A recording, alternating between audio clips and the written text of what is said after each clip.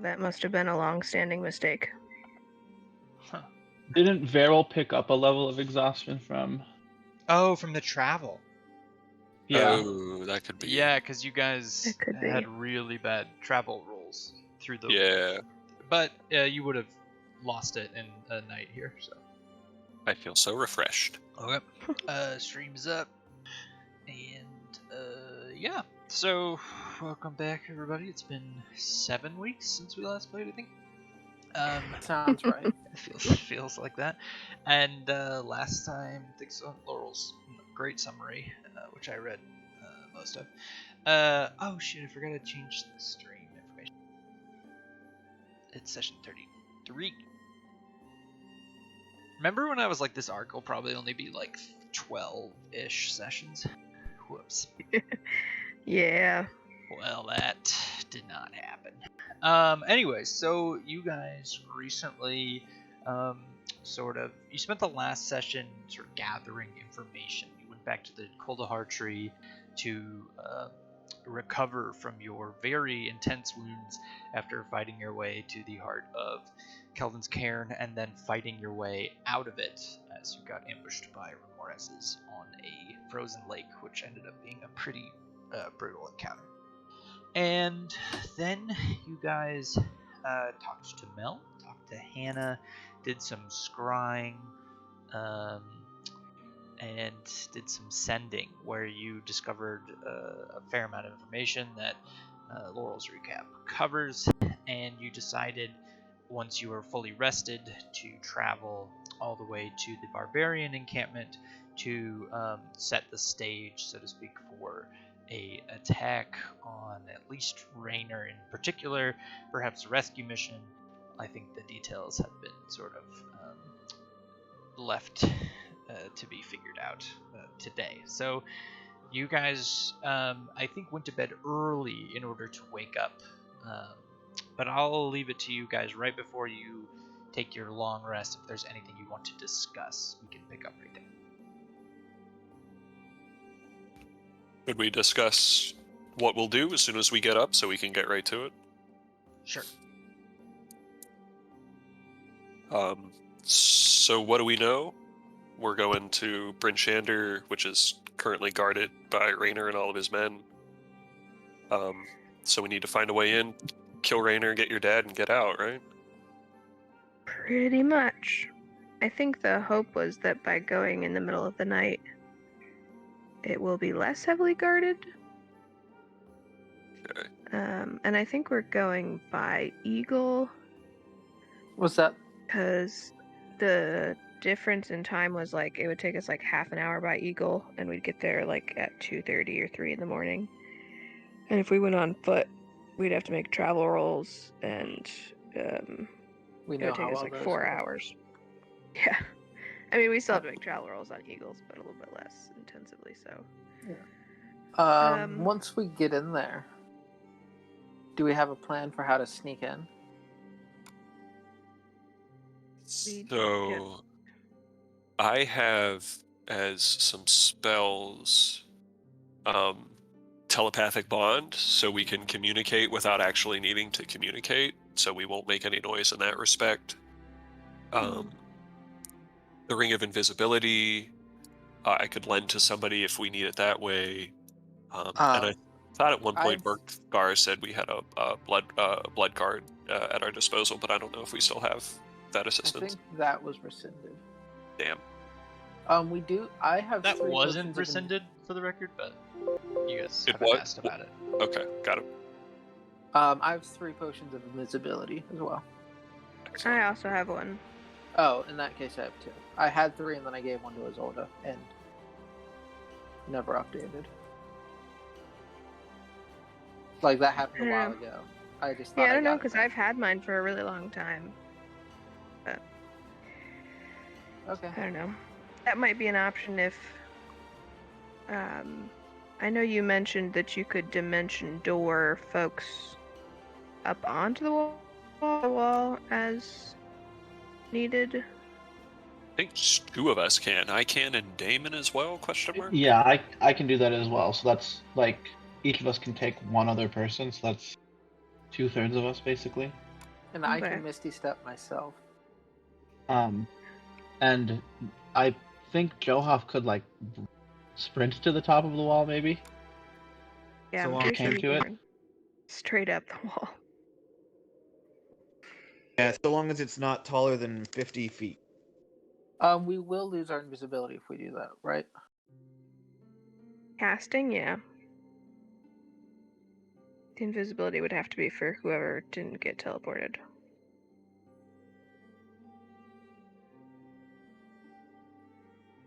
So, if no, never mind. I don't have anything. Like, an invisible Johoff could run up the wall and throw down a rope, and invisible people could climb up it. All It's not true. bad. That Might be might the actually play. be the best plan. Yeah. I mean, it saves spell slots, Yeah, at least. yeah. And we'll all have advantage on our stealth checks. Good plan. Works for me. If there's a spell that would be advantageously condensed into a mote, I can do that to give to somebody. If there's a spell you want that you don't have, maybe Mage Armor, Misty Step, Haste, what have you. Dimension Door. So I got a suggestion. I could prepare Move Earth, and we can tunnel under. And that lasts for 2 hours if I concentrate on it. So we have an in and an out. Is it quiet? When I'm casting it, no, But like the actual moving of the earth. I would think you don't hear voles and moles tunneling under. So Because that would be like, might be the best plan, because we could just mull under, pop into the inn, and then have an escape route. Smart. Yeah. Yeah, it says you can reshape dirt, sand, or clay in the area in any manner you choose for the duration. yeah. Does it maintain itself? Like you can reshape things for the duration of your concentration and then it is reshaped, or does it reform? For 2 hours. It'll stay like that for 2 hours. No, like are you able to It's just that reshape things for 2 hours, or does the reshaping only last for 2 hours? Because Doesn't, like I don't know. I would think if you magically made a tunnel in the earth, like if you're doing it by moving things, it might stay. But I don't know the wording of the spell. Hmm.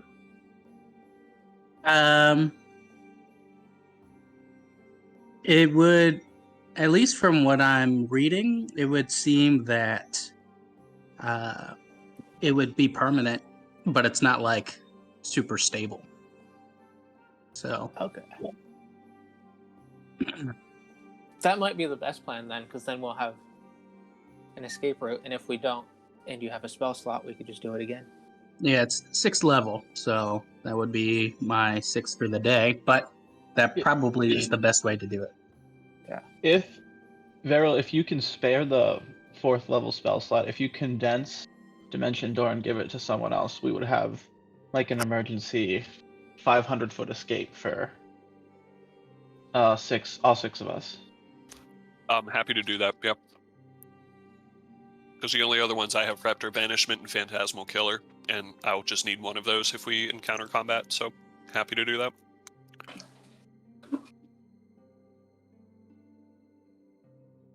Who would need it?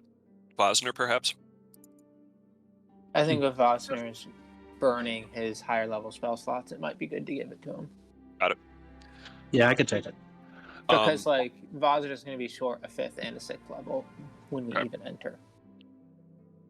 Then let's do that upon waking up. I'll give him the mote. If you're interested, we can telepathic bond when we get there. That lasts for an hour, so that we can talk, but like not actually have to talk. Hmm. Okay.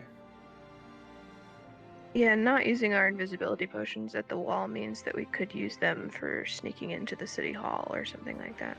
True. True. But I think the best thing to do is when we get there to go to the inn because if we can spend an hour there from 3 to 4 and at least let Vosner get the wild shape back from the eagles. And then, I guess, stake out Raynor's location. Yeah, probably best to use the inn as a base to gather intel before we plan too far ahead. Yeah. Good idea. Should we ask Berthgar if he could spare a blood guard? Yeah. Works for me. I'm gonna prepare. Where is it? I think it's called Locate Creature. So that I can find Raynor. Where are you?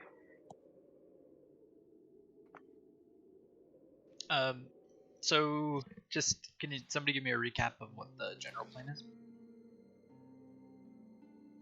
So we're going to fly there on Eagles, or like until we're like a little bit outside of town, like just out of sight.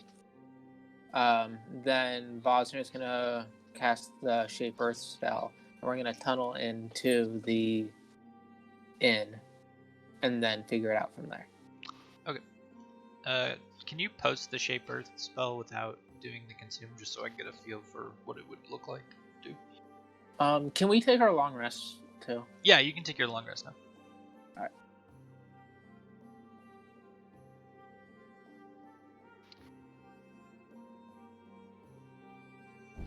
Gross. Ew. Sorry, excuse me.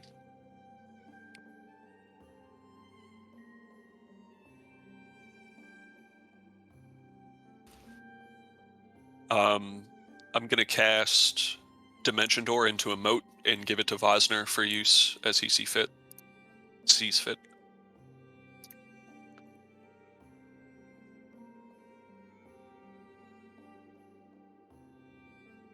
At the end of every 10 minutes you spend concentrating on the spell, you can choose a new... Okay. Vosner, if you want to pop out that Dimension Door, you can see what it allows you to do and remind yourself to cast it if you need to. Got you. Will we need my tower at any point? Should I keep that prepared? I guess if we get thrown out of town without any way back, we might need it. It's possible. Do you have to have rituals prepared to cast them as rituals? I don't Depends. think this is a ritual. If you're a wizard, it's you don't, but everybody else does unless they have a special thing that says so. Okay. Yeah, divine casters do. It's marked with an R if it's ritual cast, right? Yeah. Yeah. Okay, so Your tower should be ritual. it should or should not. Should be. Okay, well then I will unprepare it, but I will still use it if we need it. I'm pretty sure. I guess I could be wrong. I mean, whatever spell it was that I imported I'll and look it up in a renamed second. doesn't have it, but Yeah. let's homebrew it. I'm not 100% sure how this move earth thing works. It looks like it might take a while. Just so you know, because it looks like you can move 40 feet in a square, and then in 10 minutes later you can move a different 40-foot square. So in Right. an hour, we can move 240 feet. Sure. Yeah, that sounds fine. So if you guys want to really slowly tunnel, that I think I'll allow it, assuming none of these other problems don't arise concerning the other limitations of the spell.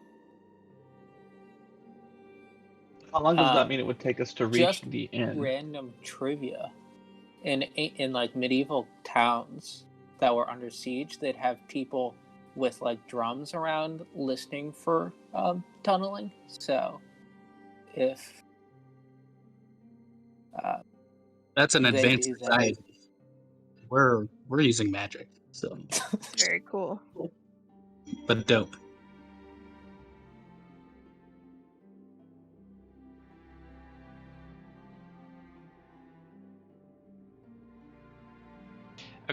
But just so you know, the city is very big, so 240 feet would be like, you guys know that you would be within vision of the wall, because the walls go out, like, you can see pretty far from atop the wall, so you guys would have to start tunneling within vision of the wall.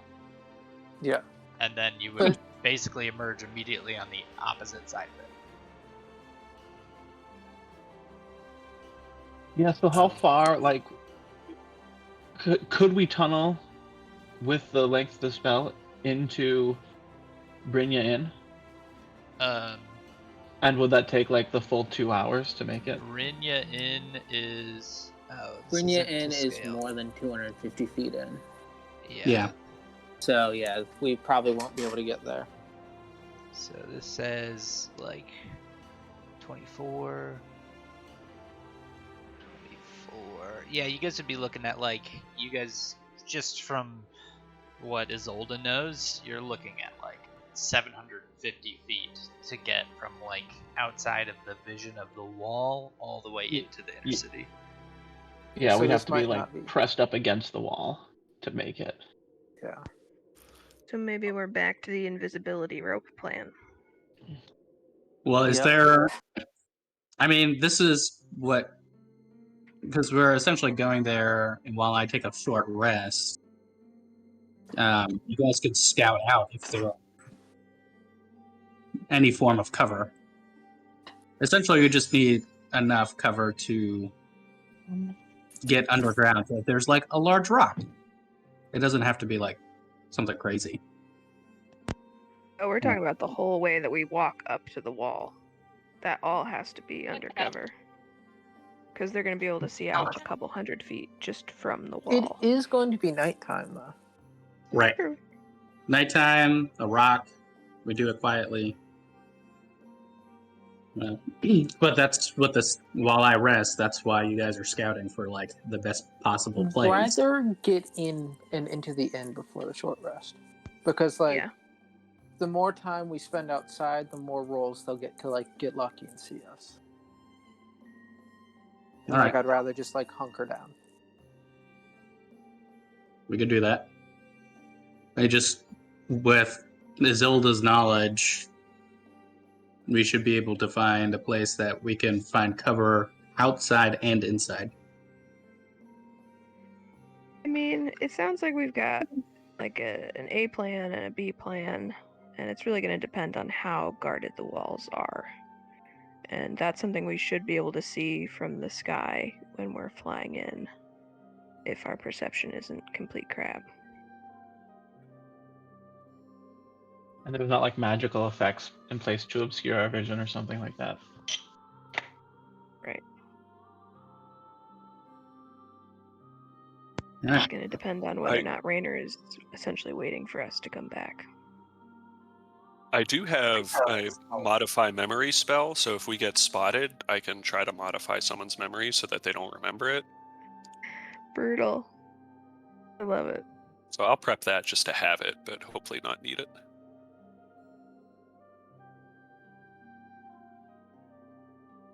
Also, one of the spells I picked up when we leveled up is called Geas, Geas. I'll cast it just so you can read it, but this might be useful dealing with Raynor. I basically charm him and have him carry out an action over an extended period of time. Do that to a sorcerer lady. That's not a bad idea. The only restriction appears to be that they can't kill themselves with it, but that doesn't prohibit them from killing other people. So I'm just making this clear if the opportunity presents itself for some mind manipulation. That's on the table. Nice. Alright, we good then? Can we? I think so. Do it. Just have to adapt to the circumstances when we get closer. I hate adaptation. I think adapting to circumstances, like on the fly, is what we're best at. Yep. And mistakes are never made. 100%. Never. We are professionals. We are the Champions of the gods. Yeah. We've never panicked and sold our souls or anything like that. No. Yeah, Bosner can say confidently he's never done that. Okay, so... Alright, so we just have to ask Arkscar for a Bloodguard companion. Okay. I'll go with Izzy if she's gonna approach him. Yeah, we'll go over there probably before we go to bed, so it's not like 2 in the morning. Okay. You find him poor awake. guy. You're like shaking him away, like, hey, the blood card. We're just gonna take one. Well, you guys are going to bed at like 7 p.m. to get up early, so they're all just like eating dinner casually, and you're in your pajamas. All right. As you approach, you see a look of recognition in the face of Berkthar, who at this point doesn't even bother to stand because he sort of nods at you. You've been staying in his camp for the last few hours. Yeah. We've decided that we are going to try to make a stealth approach into the city and hopefully eliminate Rainer without putting too many people in danger of conflict. Is there any way that one of your blood guard could accompany us? He looks at you and says, "Very well. This was an offer I made before, and I plan to stand by it. You may take one of our better ones." And you see to your right, sort of by Isar, who is just like chowing down on some food. He's got his helmet off on the table. A figure that you hadn't noticed just appears and walks forward, and she sort of eyes you up and down, and there's this sort of weird moment where again there's this uncanny resemblance between Isolde and this character, and she doesn't speak much. She just sort of looks at you and says, "Shalif." Nice to meet you, and thank you for offering to come with us. She sort of looks back at Berkthar and then looks to you, waiting for orders. You could stay here for now. We are going to get some sleep, but we are going to leave around maybe 2 in the morning. So, I suppose you could come and find us. Berkthar sort of speaks up and says, "How do you plan to infiltrate the city? The resistance is no longer at our call and will not be able to open the gate for you." We have a number of plans. Some involve invisibility, others involve magically moving the earth to move beneath the walls, and others involve teleportation. It is going to be a matter of how well guarded the walls are. He nods. "Very well. Use whatever magics you have at your disposal. I wish you luck." Thank you. And I'll give Shalif a little nod. And she sort of walks over to this way to wait sort of for your order. And as she sort of presses up against this wall, like you kind of watch her form slowly fade, and it's almost as if she's not there. And if you didn't know she was there, you wouldn't really be able to see her. Spooky. Yeah, pretty spooky. Beryl bows and says, "You have our gratitude. We will not fail, and we will all be better off because of it." And he'll make his way back.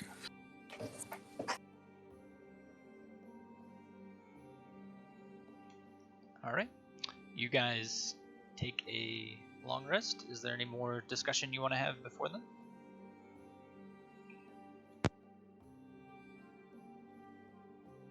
Yep. Seeing none. I think I'm good. Long rest executed. You guys wake up at 2 in the morning. It is pitch black outside, with the exception of there being some rather bright moonlight that illuminates the snow on the ground, making it sort of dim vision outside.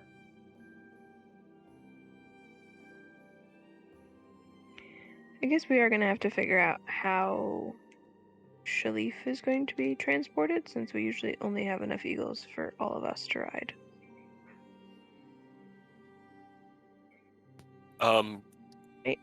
Does she need transported, given that she can disappear as she did there? Is there like, is she confined by physics in that regard?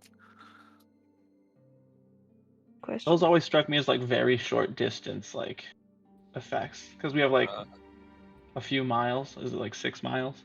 6 miles, yep. To like fold yourself into the wind or whatever.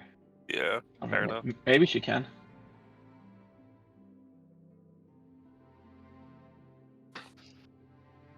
I don't think I have any spells to help. Missile would just reduce her. How many do you get? How many eagles are summoned? 4. 4. And then Vosner would be a 5th. Yeah, I'd be Yeah. a 5th. And then with those 4, we have how many people would ride? 4. So we should have enough.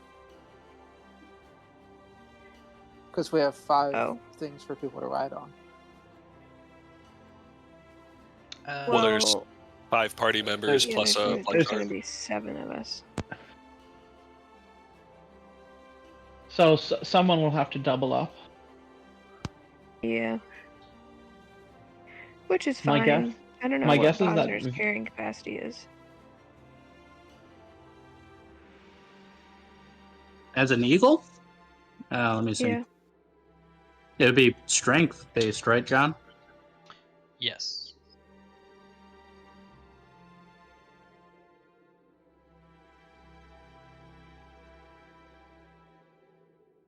I'd imagine Veryl's also pretty light. I was gonna say, yeah, Vero and Shalif doubling up might be the best that play. shouldn't be too bad. Beryl is secretly intrigued by that prospect. There might be a wizard bloodguard wedding at the end of this arc. I don't know.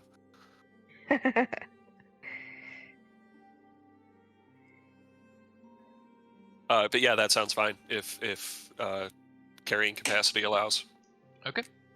You guys wake up at the barbarian camp and I guess go and grab Shalif and find her waiting at the big campfire in the center of the barbarian camp.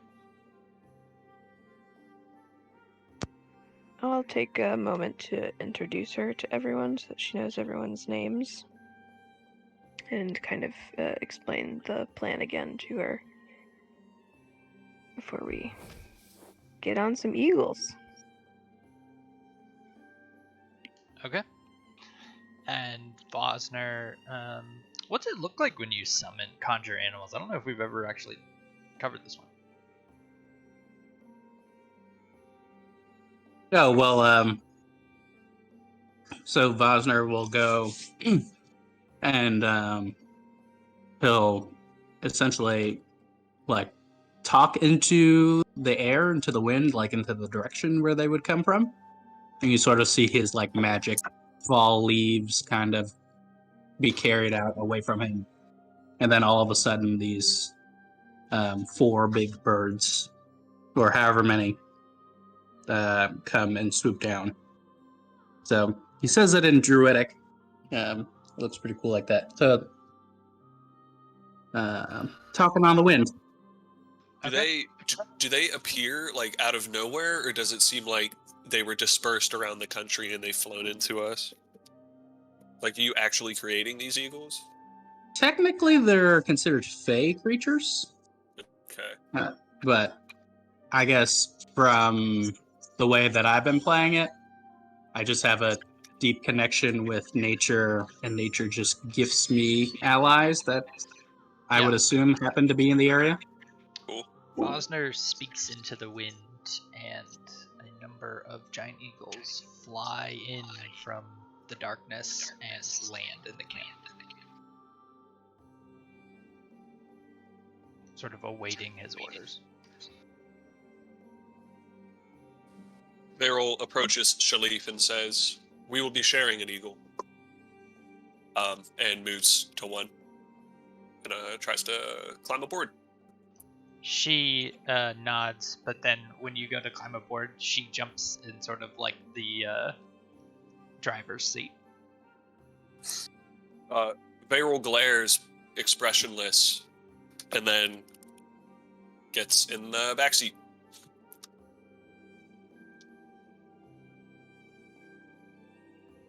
Taryn walks into fire. Yeah. Comes alive. Roll a new character. Do it quick. You got a fight to do. Right. The BB, Karen will just hop on one.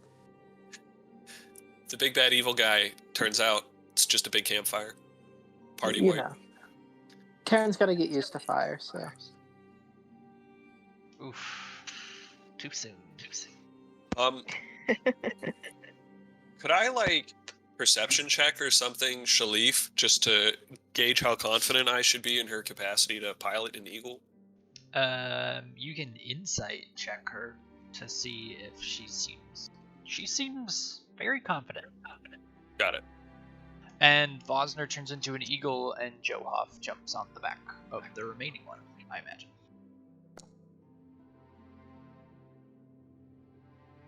Look at these rolls. Is true. Okay, and you guys, let's go to the map. Fly to...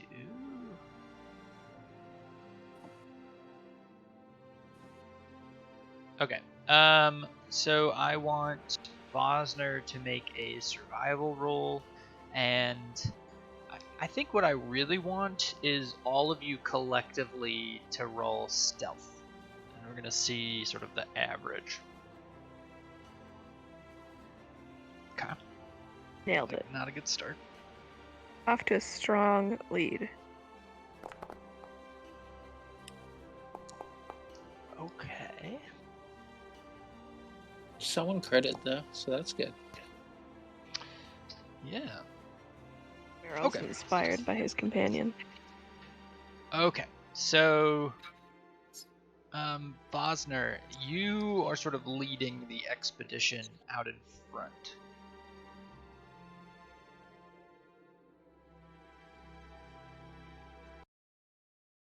And you find yourself having a hard time catching the right winds, and you find yourself sort of slowed down by this.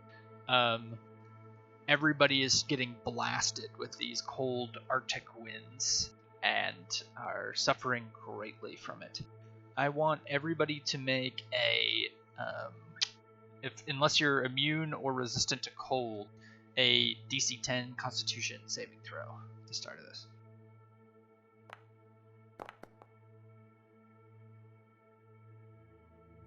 Oh boy. I see what you did there. Okay. Oh shit. As you guys approach, the air outside of Bryn Shander is like this crippling -20 degrees, and higher up in the air with the wind blowing on you, it just pierces through all of your furs and you begin to just shake uncontrollably flying. I'm going to Johoff, Isolde, Damon, and oh wait, Vosner hasn't made one. Are you resistant to cold, Vosner? Sorry, I'm having trouble with my macro. Let's see. Where is it on? Where are my saves? Oh, here we are. Constitution. Saving throw. I have advantage on it. 1. Why would you have advantage on it? Because I took this spell feat Warcaster, Oh, that's only for concentration. but the Eagle spell is a concentration spell. No. It's not about losing concentration on your Eagle spell. It's about being cold. Oh, okay. So, yes, anybody who rolled under a 10 suffers 1 point of exhaustion as you guys are taking the tough wind. You're really struggling to stay warm atop these eagles. And you guys make it to the outskirts of the city. How would you like to approach now that you can sort of see the city in the distance?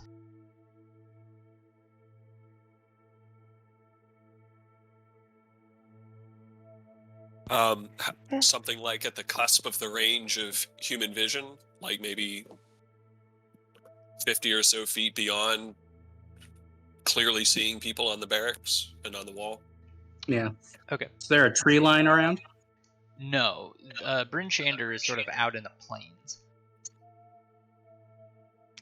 Can we tell whether or not the walls look heavily guarded? Make a perception roll. It is, I'll say, Isolde, you can tell that the walls are not as heavily guarded as they were before, where it sort of seemed like every man, woman, and child was on the wall. But there is still a presence on the wall, a number of guards posted every 20 or so feet on the wall. Damn. Okay. Yeah, I guess we'll have to land before we would be visible to them. Or to our estimation of before we would be visible to them. Okay. So I'll say you land approximately where you're at, which is about 2 miles outside of town. I guess about a mile outside of town. No. And you are now on your feet. Do you dismiss the eagles, or what's the... Do we want to dismiss the eagles, take the invisibility, and just head over to check it out? Well, so the invisibility plan is going to be difficult if there's a guard every 20 feet. But one thing we might think of having is the eagles attack a section of the wall in order to create a diversion while we do the invisibility rope thing.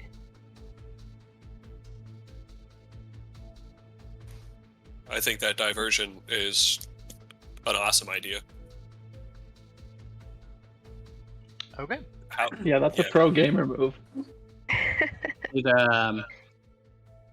So we're gonna do the move Earth after, or what is that? Or are we just not doing that? I think that's shelved for now.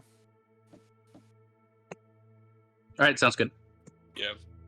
Given that it's so heavily guarded, should we attempt to make this as quick as possible, get over the wall, and maybe even get to the inn before the eagles have finished with their distraction? Yeah, if we can. Yeah. Okay.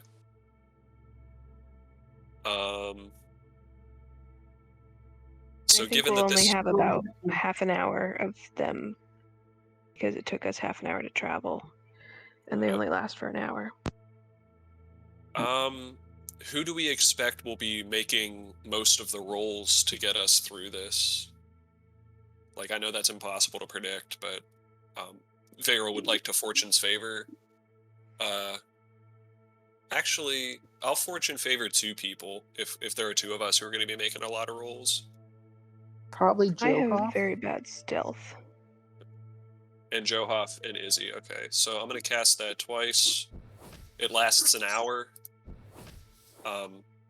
So for the next hour, you 2 have some extra luck there. Okay. You guys take some time, and Veyral sort of sets your fortunes in good favor.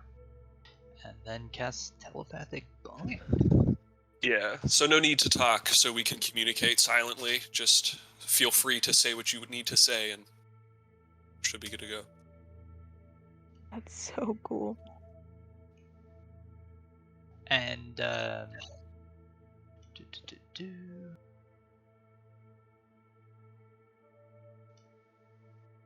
Pass out the invisibility potions. Shalif sort of Yeah, we have. also waits for sort of an update on what you guys are doing. She's sort of just standing around, ready to go. We have 4 invisibility potions.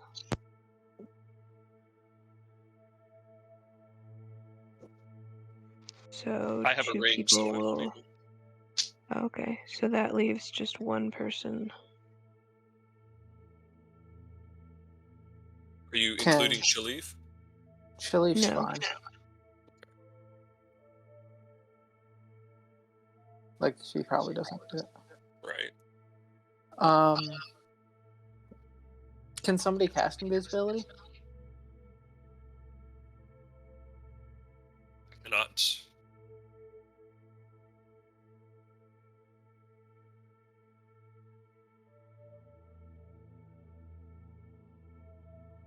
Vosner has, or I don't know if we could retcon it, but I have Dimension Door cast into a moat if somebody just wants to Dimension Door through the whole thing, whoever is not invisible. They can just dimension door from the back of an eagle and just get wherever they need to be. If we want to send someone in advance to the inn, we could have them. Yeah, that's brilliant. Like, dimension door from the eagle, and then the eagle swoop around and attack the far side of the wall, and then we sneak in. Like have them fly over the city. Mm-hmm. Yeah. So Vosner can lead the eagles as an eagle. I think that's good, and then maybe you could move Earth when you're at the inn too, if we need it. Just What's the range on Dimension Door? It's like 500 feet. 500 feet. So it's like they can be like directly above the inn. Yeah, he Just just 500 feet up. airdropped. That would probably be like higher than they could see anyways, and then just pop in. Yeah, you guys could get from the wall to Brynja in using Dimension Door. Well, then why don't we all just Didn't we establish that it was like 1,000 feet? No, it was 1,000 feet from visibility outside the wall. Like, if you guys go up to the physical wall, it's not that far in to Brynja. It's just that it's you guys would just be standing around like a bunch of goons. Yeah, but if we can press right up to the wall, then we're like right in range of bringing in. Oh. But like we can't like. Doesn't Dimension Door require line of sight? I don't think it does actually. I think you just say like, I want to go this direction, this many feet, basically. Yeah. So if you know where you're going, roughly, then like, you don't have to be able to see it. So like 3 dimension doors will get 6 people in. Okay. Yeah. So we still need just one person to get in. Yeah. We should ask what's her the blood guard if she can sneak in and on her own. I was thinking if we airdrop her and then she can just open the door for us. Otherwise, Johoff could probably take an invisibility potion and just vault the wall. That's true. As you guys are sort of discussing this, Shalif just nods with Vosner's suggestion. She says, I could get in, and I could open the gate for you. But that would draw a lot of attention. Like, if we throw open the gate, it's go time. Not if eagles are attacking the other side. Yeah, we have our distraction. That's probably the best way to go about it. Alright. So we'd just let her sneak in, crack open the gate, we'd slip through and close the gate. Love it. Invisibility up to the gate, yeah. Okay, yeah. So, airdrop Shalif, she goes to the gate while the eagles attack the other end of town. Do we need the airdropper, or can she just do it? I think she can just do it. Look at her, yeah. Airdropping would be more efficient, but I could do either. Alright.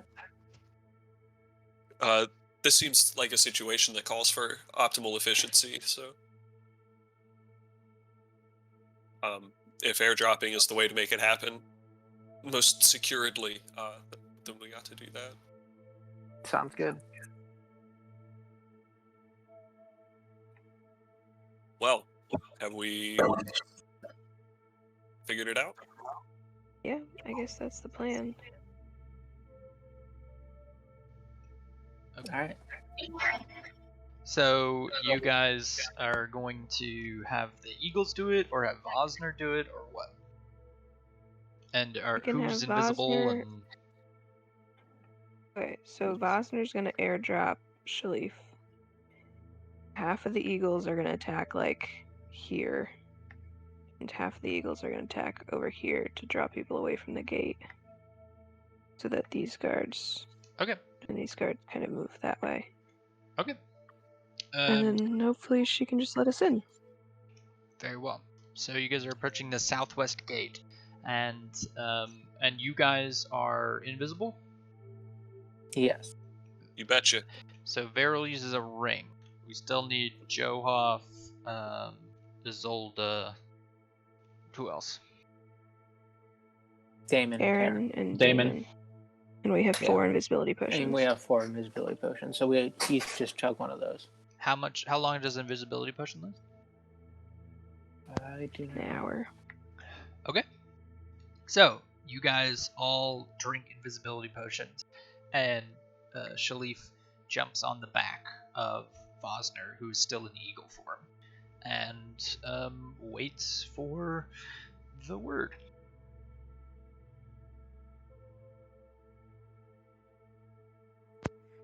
Yeah, I'll give the signal for the eagles to attack and for Vosner to fly over the city. Okay. Vosner, how do you want to fly over the southwest gate? What's your approach? How high can I get without folks seeing me? I mean, I'm gonna try and do it stealthily, but I gotta do like a large arc up and then just kind of spiral down while people are not looking at me. Well, big flying things in the moonlit sky is a little bit obvious, but you can try your best to be stealthy. You can roll stealth as an eagle and approach whatever way you want. Or is there like a ridge line or something? Like any sort of, I know, to like up over here. Where is this? I mean, the other eagles are attacking, so Yeah, it's not going to be super strange to them. Seems like a ridge in this area. Just fly along the ridge. I don't see what you're marking. Oh, I see. Yeah, there's not really a ridge. It's sort of like this whole place is sitting in the middle of the plains, so it's pretty open. But yeah, I'll say roll a survival check to find the most advantageous route, and you can roll that with Vosner's stats. And then roll a stealth check as a bird. Survival. Ooh. Nice. You find a very good path sort of in a trench near the wall where you can sort of get past their sights and then arc up quickly, sort of past their view. But you do draw the attention of some guards. And so I'm going to do the 3 guards that you pass.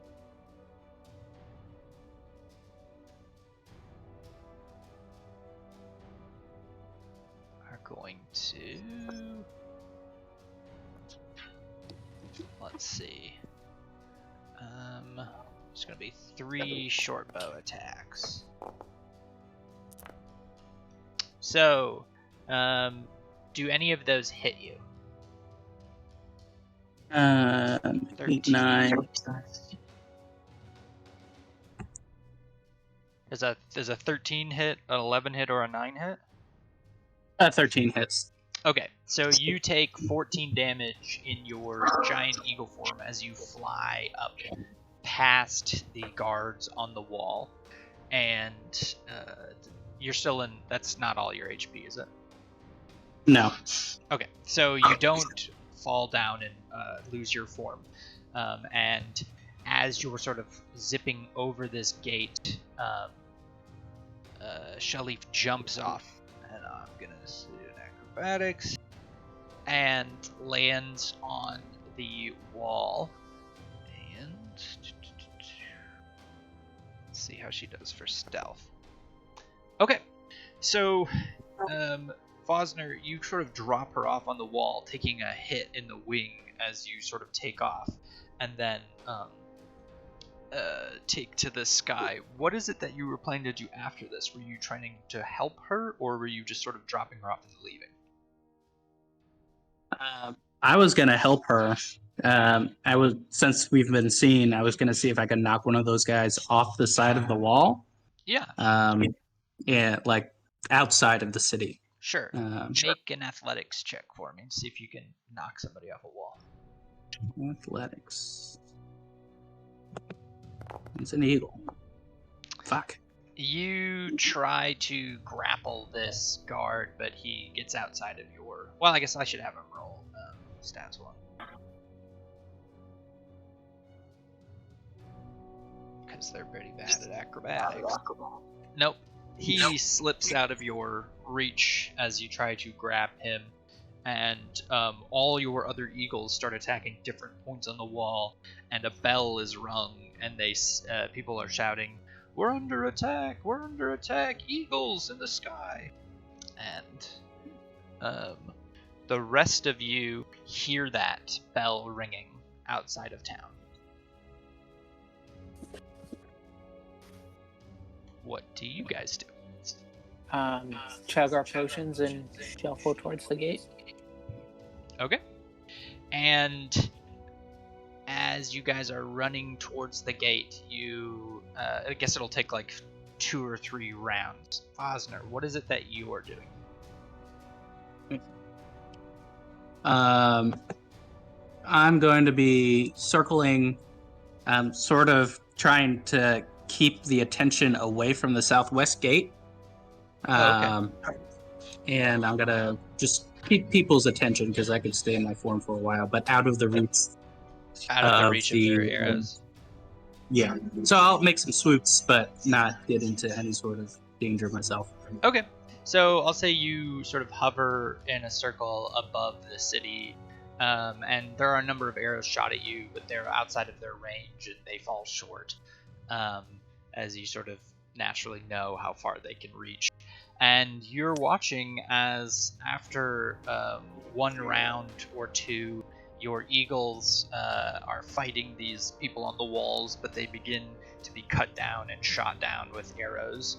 And you're watching the birds sort of slowly fade out of existence, one after another. Meanwhile, the rest of you are running towards the gate, and you sort of get all the way to the gate, and it is not open. You stand there invisible. What do you do?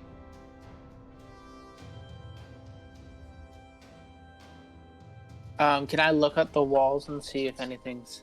See, like, if people are, like, close to where we are? Yeah, roll a perception check.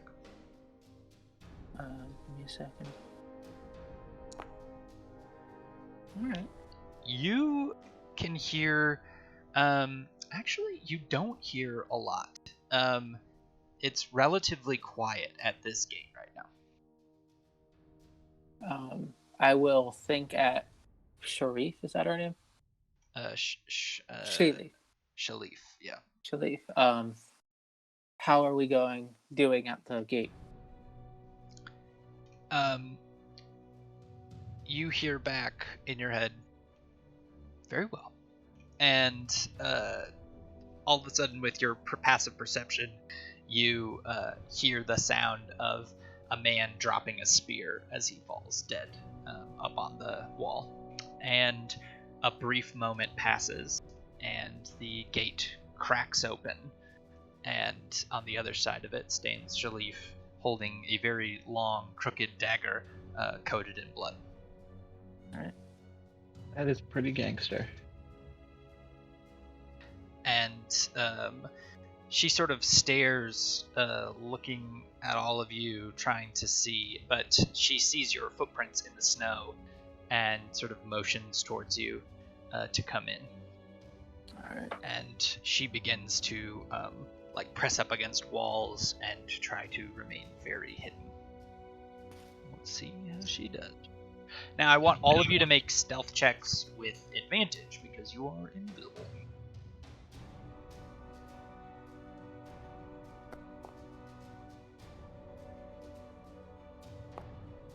Oh, sorry. Let me roll again. It's all. Yeah, I know. I figured I just rolled a second. Oh, oops. I rolled sleight of hand on accident. Okay. So My computer's being weird. Can you roll it for me, John? sure. Thanks.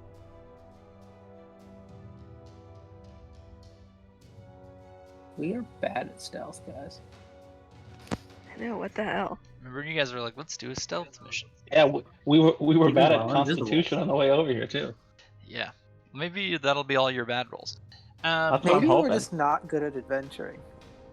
Yeah. You guys should Don't like say that. take up another business. Okay, so you guys stealth your way, I'm guessing, straight to Brynja Inn? Should we Yeah. just dimension door there? I think so. I mean, guess- Well, We should We Save can try to the preserve the spell slots. yeah, and we'll lose our invisibility when we start doing Dimension Door, and Got then you. everyone will see that there are intruders. Got you. So, Shalif shuts the door behind you guys as you come in, and you guys make your way through the city. She sort of just follows your footprints and doesn't have a very hard time keeping track of where you guys are at as you sort of clink and clank around in your invisible but metal and not suited for stealth attire. Are we leaving footprints, or is it like enough of like a road that there aren't like inside there aren't a lot of footprints? I guess that's a question. Are you guys taking a main road, or are you guys taking back alleys? Alleys would be preferable. Okay. So in back alleys, it is not well trodden, so you are leaving visible footprints. Okay.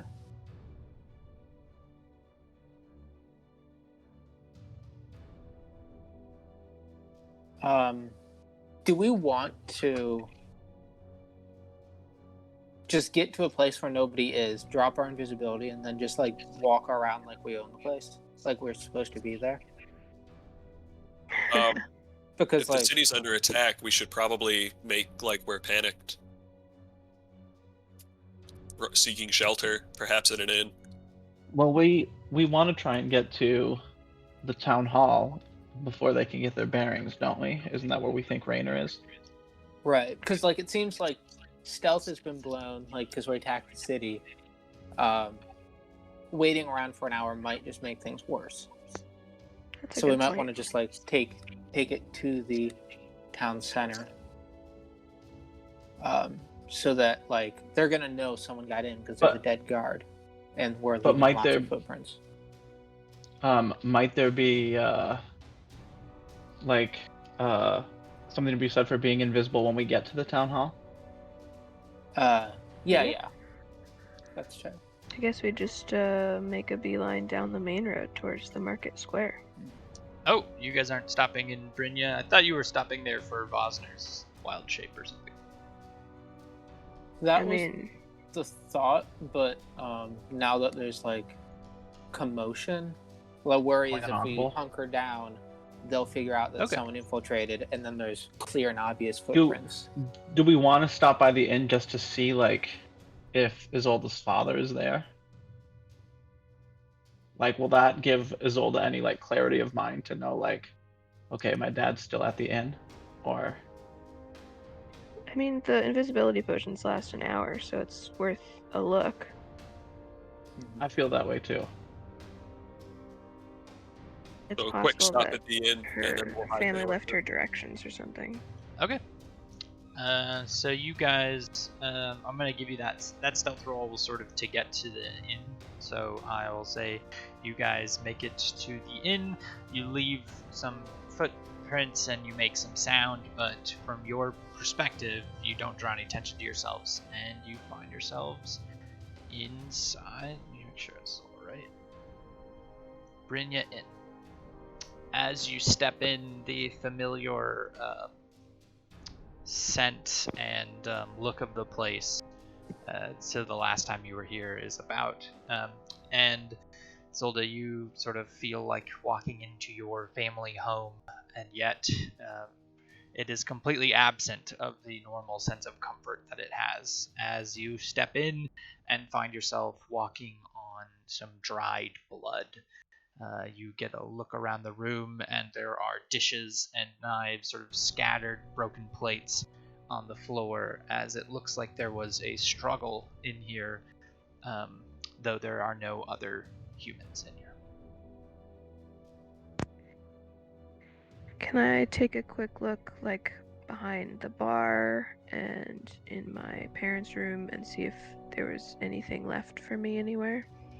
Yeah, I'll just say you quickly run through your familial home and family inn and sort of look through all this stuff, and you find rooms have been tossed, and bedding has been ripped and teared as though they were looking for things, and yet there is no paper for you, no information, no note.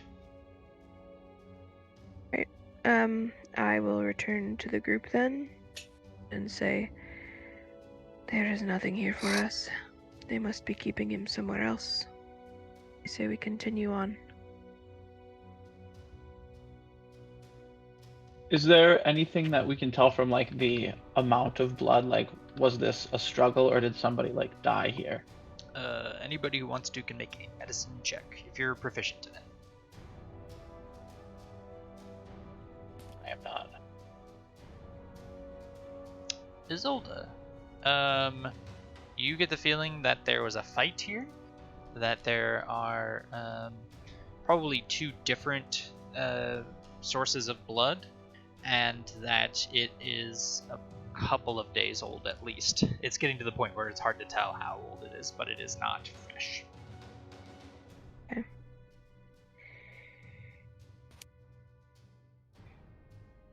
Every time I see my father, he is like being kept in a dungeon of some sort, a very bare room. So it is possible that he is somewhere in the city hall or being detained somewhere else.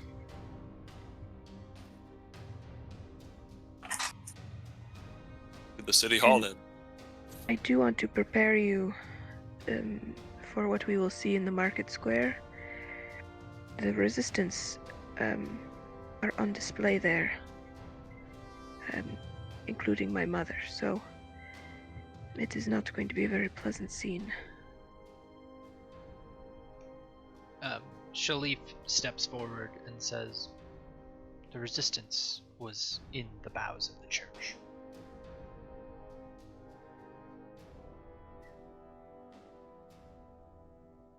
Oh, is that where they're being displayed, or is that No, where that's they were where hiding? they were hiding before.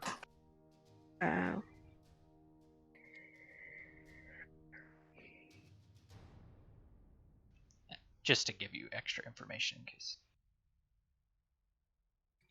Yeah, she'll kind of give Shalif a nod and say, I scryed on Raynor and I heard him say that they had cleared the church of resistance, including Father Mateo. She nods.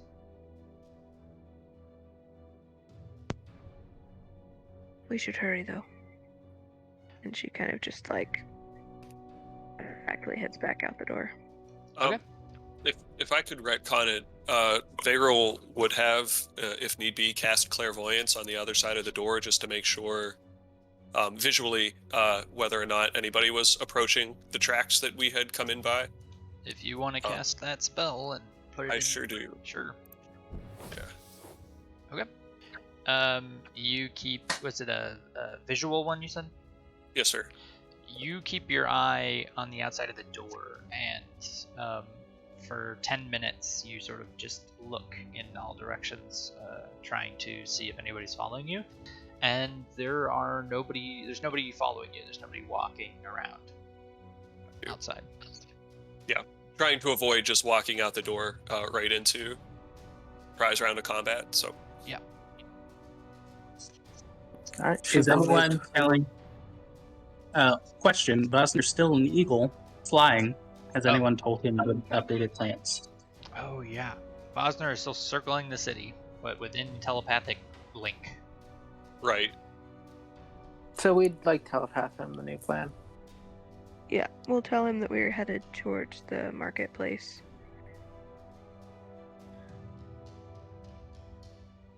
Right.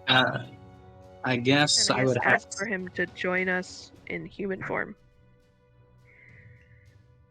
So Okay. Bosner is circling the skies, and the town watch is now shooting arrows at him and has started to like reorient ballistas to shoot him down. But he is remaining outside of their range, but he is rather high up in the sky at this point. So, and all the ballistas are pointing what? I'm above the city. I don't know where I am technically. So Vosner will try and get to a point where the ballistas are not easily can't easily track him, and then fly as fast as he can in between like the buildings, and then drop his form close to the town hall. Okay. But close to the ground, so he'll go up. So it's hard for them to track. Swoop down, so they lose sight of him in the buildings and drop his form. Okay. So make a acrobatics check as a bird to see how well you can sort of like dodge between the buildings. You come swooping down and you clip your wing on a building, and so you're kind of zipping and zagging through all of these alleys, and your wing catches a building, and it hits you hard enough that you lose your form, taking bludgeoning damage, and you sort of go spiraling out into an alleyway that nobody's in, luckily, but you drop form and take I'm going to say 7 bludgeoning damage to your Vosner form as you hit the ground at high speed and sort of tumble into an alleyway. And, well, the birds fail anyways, but that's fine. The birds were all dead. And you are now sort of like dusting yourself off, standing in an alleyway somewhere in the heart of the city, though you're not exactly sure in relation to Brynja Inn where you are. Are we making our way to the town center now?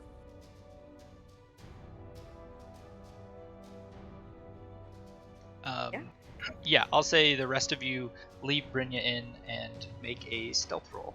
And then, Vosner, what is it that you are doing? Like, describe what you're doing in this alleyway now that you're sort of out of form. So Vosner will try and find like maybe some boxes or bins or some like trash cans to hide behind, and then telepathically sort of try and find a land marker. Or not telepathically. Look for a land marker and telepathically say to Isilda, "Where am I, and where do I need to go to meet you?" Okay. Let's say make a perception roll as Vosner, and Isolde make a history roll to see if you can, with advantage, to see if you can recall the thing Vosner's talking about. Okay. Yeah, was relatively easy since you're a native of the city. I'll say you know exactly where Vosner is, and you can sort of pick him up on the way. Nice. Question. Where is... Oh, Town Hall. Got it. Never mind. As for stealth, you guys, I'll say Vosner is right outside the Temple of the Triad, in just sort of a weird alley. I'm going to say he's here. Let's see if I can draw. Oh, that's text. I don't know why it's doing that. Well, anyways, Vosner is... Why is he... Well, he's where new text is. And you guys are the Brynja Inn. And so you guys are walking past the Temple of the Triad to get to the Town Hall. Nice.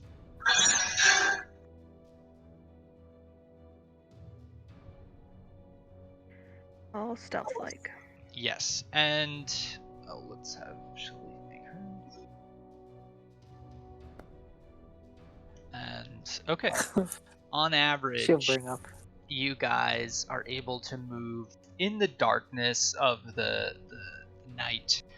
Since it's a moonlit night, but the buildings are sort of obscuring the moonlight, you guys are able to harness the darkness in your invisibility potions to stealthily run past patrols of guards as they sort of move towards the outskirts of the city. And you guys catch up to Vosner right outside of the Temple of the Triad. Though you are all invisible and he is not.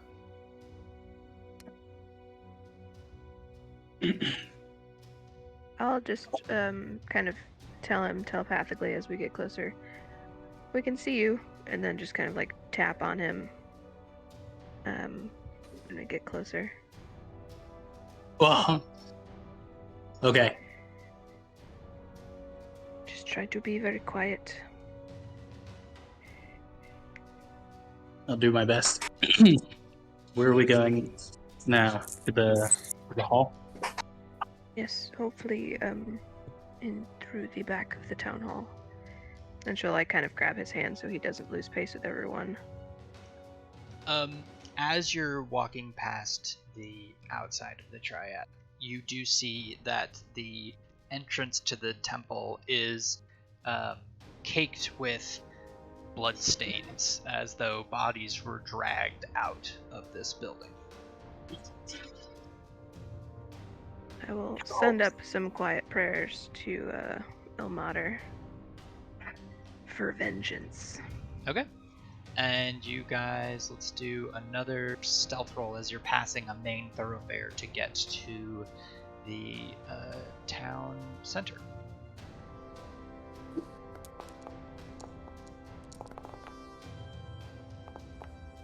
Woof. Okay. So, as you guys are running down the street, you notice that outside the town hall there are a number of guards posted, and Vosner, not being invisible, draws the gaze of one of them before Vosner sort of ducks down behind something, and you get the feeling that there are at least a couple of guards who are now alerted to your presence. And let's do a quick break. Sounds good. I think we've reached the create the most interesting explosion possible part of our plan. So Use the word nervous. plan loosely. Yeah, it changed too much to be a plan. Hey, we're pulling it off. We got this far. I mean, we have more or less a clear and definitive directive, right? Go to town hall, kill Raynor, and find your dad, which we have good reason to believe he's also being kept there, right? Isn't that where they keep prisoners? Yeah. We might be able to just dimension door inside the town hall. I mean, it might benefit us to kill off some guards now rather than be ambushed by literally every guard in the town hall at once. But Work our way figure it out. Yeah, instead of in and out, we could just work our way out. Yeah. I'm gonna have to cast Locate Creature and see if I can pinpoint exactly where Raynor is.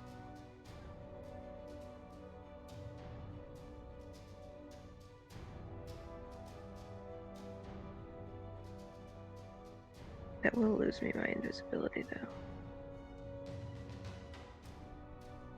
though. Dimension door would as well, right? Yeah, I guess that's true. So, I think we're If getting we to the can point. confirm... Yeah, if John just said that we understand that we've been seen, it might be worth it to just adapt and... Right. You think? But if Vosner acts like he's like startled and runs away and lures someone into like an alleyway where we could just like ambush them. Yeah, there's an Sure. idea. Yeah, funnel it.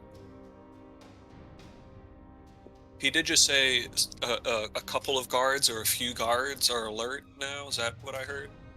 Mm-hmm. Okay. Yeah, a couple of them noticed Vosner. Funneling them's not a bad call. What I'm trying to stave off is a full-on confrontation with the entirety of the town guard, so... I mean, we could go the bloodbath route, but... I think the teleportation route would be pretty dope. If I can pinpoint, because the spell lets me pinpoint a creature within 1,000 feet of me. If I can communicate that exact location, everyone, we might just be able to pop up literally where Raynor is. Love it. Dude, imagine you chilling in your bedroom, thinking you're hot shit, running the town. Suddenly, a squad of level 12 adventurers pops into existence and annihilates you. Ah, man. Oh, yeah. Let's do it. Let's make that canon. Is that the way Yeah. that he wanted to die? That he wanted to die. All right. What do you guys? What's going on? Just plotting some stuff. Plotting. Yeah. Okay. Yeah, the only issue with that plan, folks, is that our Bloodguard friend would not be able to come with us. Though I have no doubt that she would be able to get in on her own. What are you guys doing?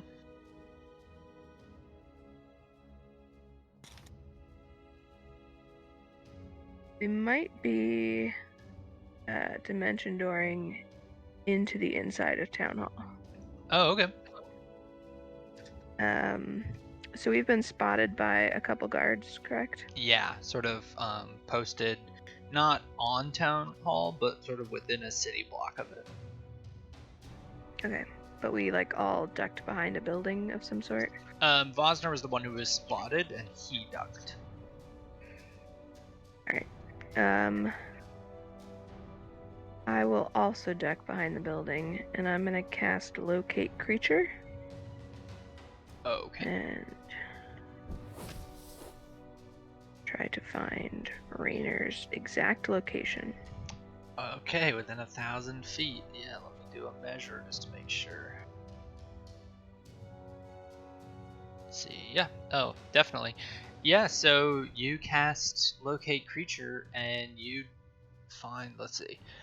You sense the direction of the creature as long as it's blah blah blah.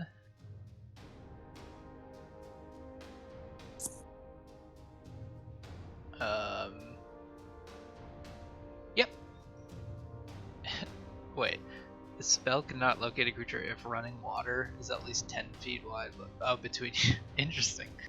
I gotta use waterfalls to protect my monsters soon. Yeah, so you can tell he is directly in this building in Town Hall.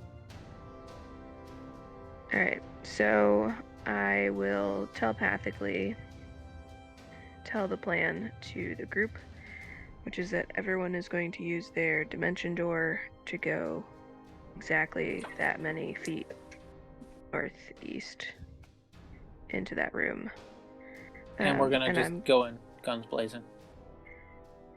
I guess so, but we can skip the outside bits.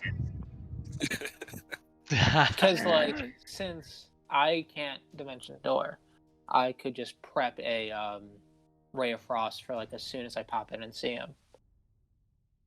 Oh, that's true. The people who are being carried along can hold something. Although, I don't know. We might want to have a conversation with the guy. Because we do have to figure out where they're holding my dad. We can do that when they're almost dead. Sure. Like, I'm assuming diplomacy, like, overall isn't on the table, so we should, like, take the most advantages we can, right? That works for me. I mean, Izzy wants blood. She's gonna explain to Shalif what they're doing and ask her if she thinks that it's possible that she can infiltrate the town hall. Maybe She through the side. she sort of looks up and sort of eyeballs the roof and sees like a window that would lead into the town hall, sort of this high-story building that you guys are looking at, and she nods affirmatively. All right. Well, then we will meet there.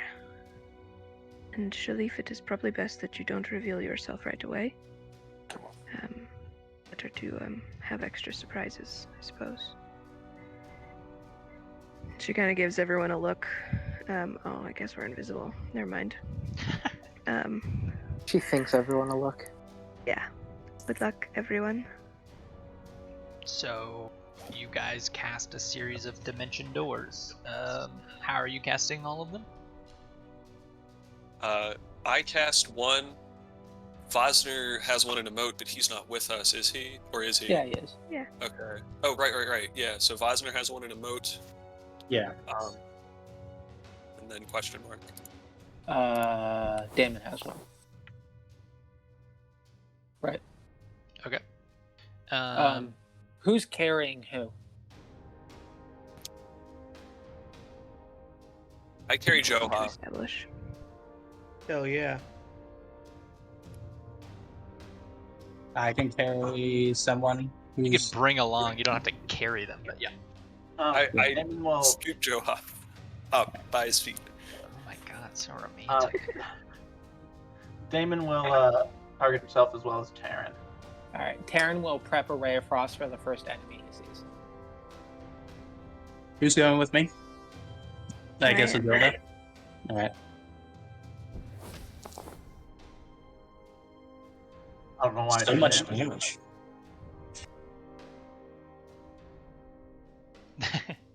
Okay, so we're casting all of them. There will pre-cast one, so that's how you had the moat. And Damon cast it as well. You guys, as soon as a guard starts sort of like saying, "Hey, what's that over there?" and starts running across the street towards you guys, you immediately, I guess you can describe, what does Varyl's dimension door look like? I guess I never actually thought of it as making a door.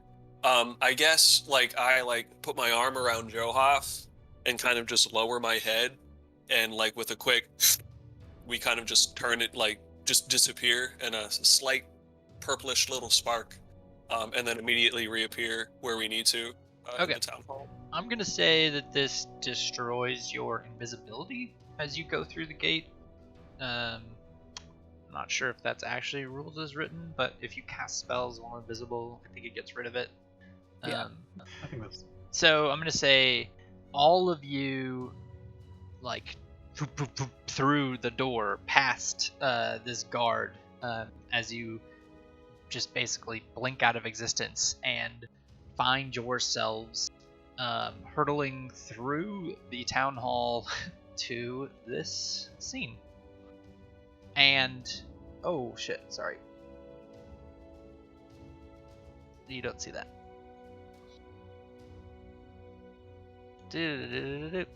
I forgot you guys aren't gonna arrive at the front. Alright, can you see where you're at now? Bottom left? Bottom left. Yep. Yeah. Nice. Whoopsies. Anyways, you blink into this room, and there is a man sitting at a table eating a sandwich. And Taryn, your frost ray goes off. Alright. Zelda and Johaf also put held actions in the chat. Oh.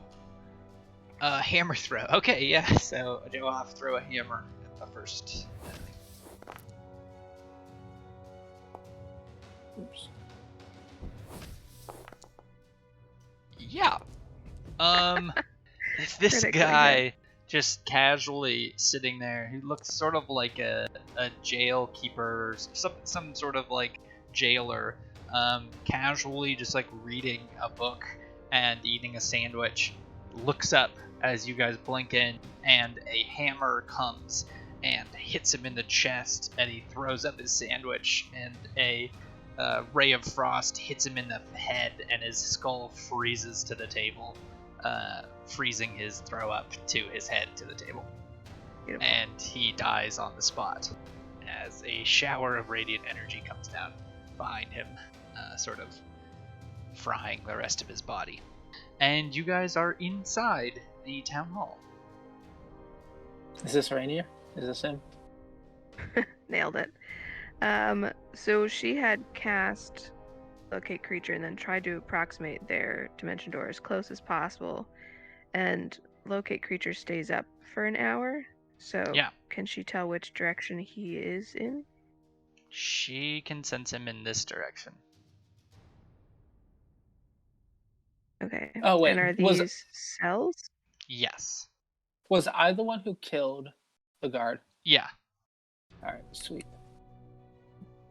Damon's gonna come. I'm gonna look and see if there's someone in any of these. Johoff, as you're standing there, you hear behind you a tapping on the glass.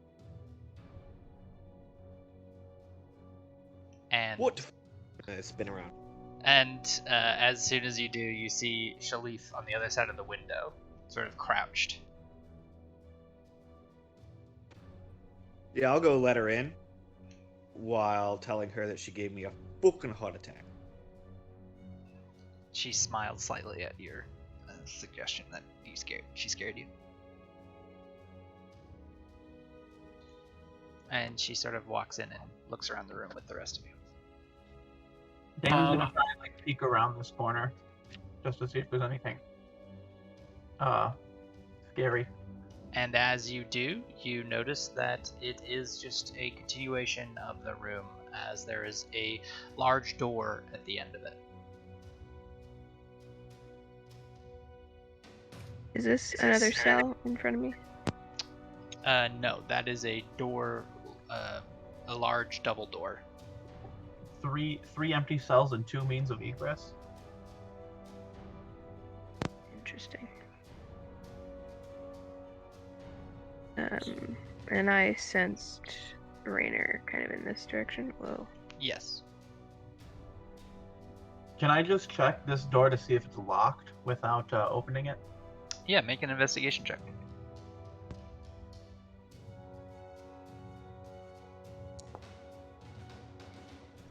You cannot tell just by looking at it. You would have to actually physically try the handle.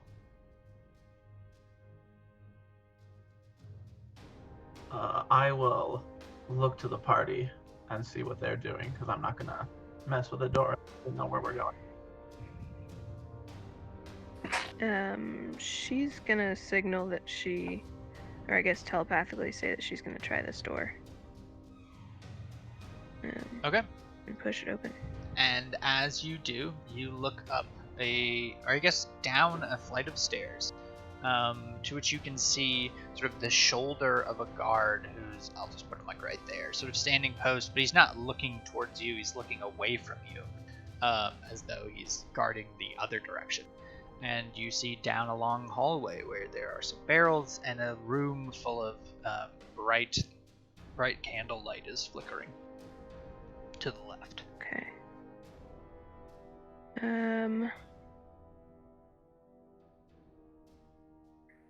Well, she'll kind of gather that they seem to be in the prison section, and she doesn't see her dad yet, so she's gonna go try the other door. I'm going to need all of you to roll stealth checks, because now you're walking around with an open door on stone floor. Oh, she just tried to peek through it and then closed it again. Oh, okay. She's looking for her dad. Yeah. Taryn's gonna ready a ray of frost for if someone comes through that door. Okay. You open the door, and are you trying to do it stealthily? I mean, yeah, I guess so. She's just kind of like cracking it open and looking through to see what is the room on the other side. Okay. I'll say that because this is a nice town hall, the doors are well oiled so that that doesn't make a loud noise as you crack it open to peek in. And as you peek in, you see what appears to be some sort of study or library.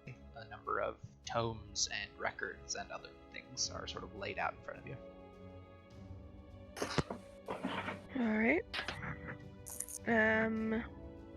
She'll telepathically send a message to the group that she doesn't know where they're keeping her father, but that Raynor seems to be through this first door.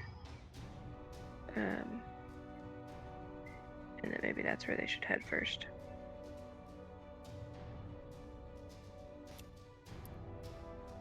Let's do it. Now I will properly open this door and step through it. Okay. You guys begin to creep down this hallway and make a stealth check to see if you're... hold on. Are you guys trying to sneak up on him, or are you sort of just barging in and gonna, like, start a fight? What's your plan of attack here?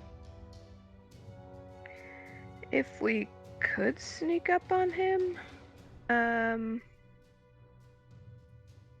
Would we try and, like, grapple him and drag him back here? I'm gonna tell Shalif, I'm gonna like motion to that guy and motion that she should take him out. Or at least bring him back this way. Yeah, if she kills him, we could just drag his body back. Splinter Cell style. Yeah, okay. Yeah, I guess I don't have to signal. I just tell her with Shalif my brain. is going to stealth up to this guard and is going to...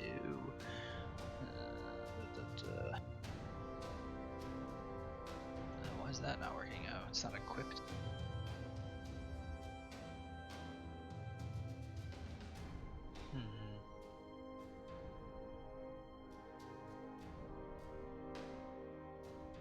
For some reason she doesn't have...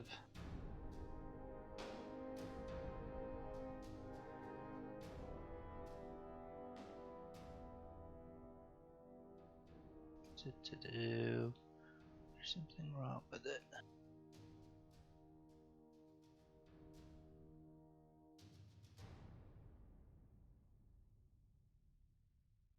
Well, that's gonna suck if that's for all of them, but she's going to stab this guy in the back and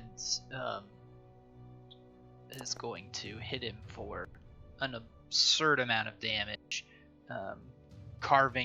stabbing the knife all the way through his heart and through his lungs as she puts her hand around his mouth to silence the sound he makes, and she drags the corpse back with her to where you guys are at and into this room, and sort of stands back behind you again.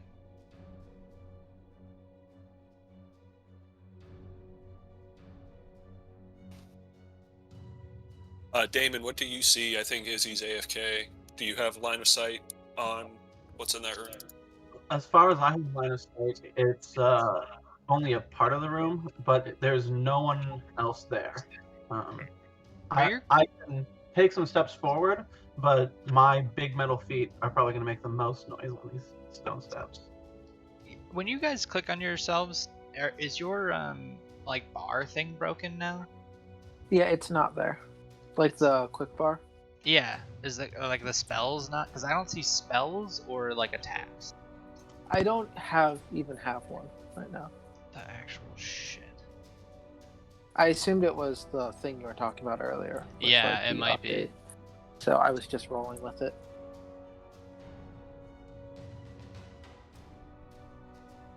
Like I've just been going through my character sheet. Yeah, she murdered him. No, she brought him back here. And killed him, yeah. What the fuck? Yeah, it should be working.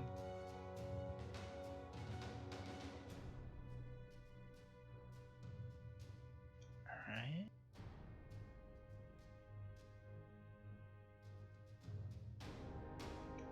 So fucking frustrating. Token action HUD, always display, save. Just gonna refresh my game, see if that fixes it. I don't know.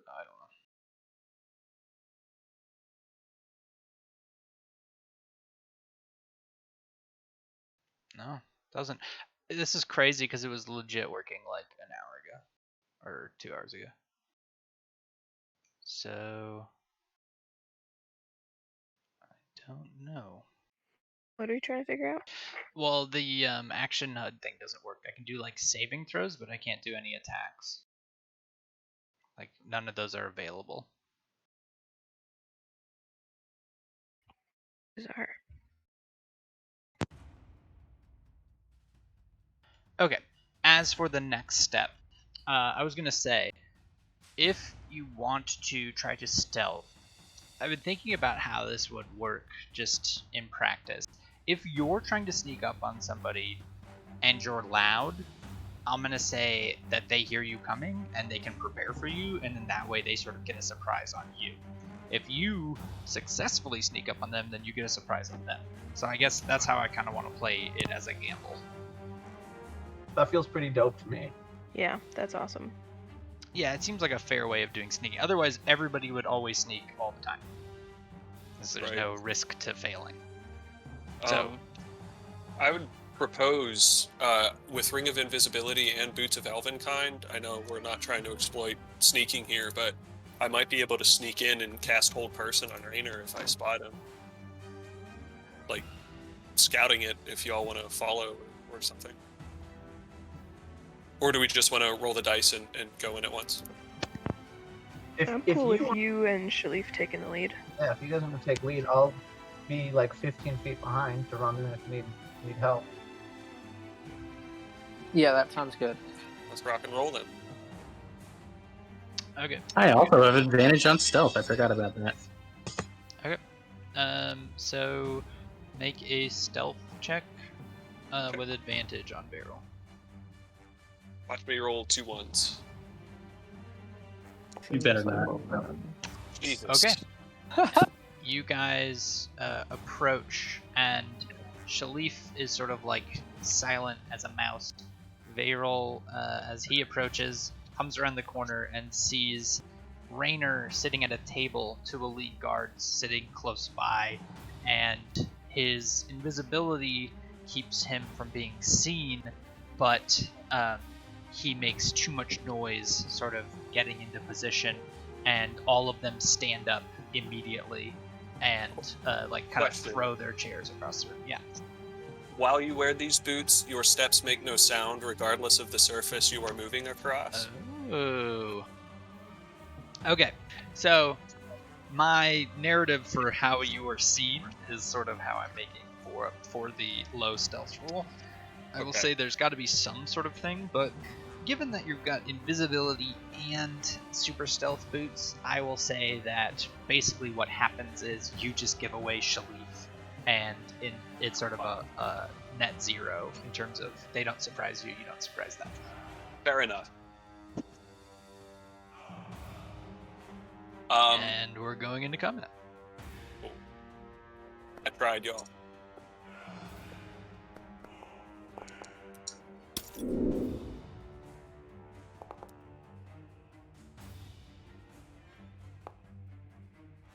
This is my best initiative roll, I think, all campaign, and I'm still like the 5th person.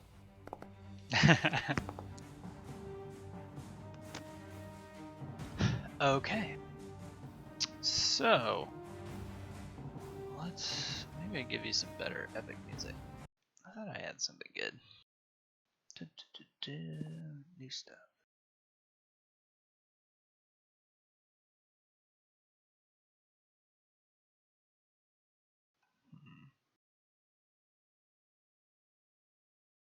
Maybe not. Whatever. Back to the same old.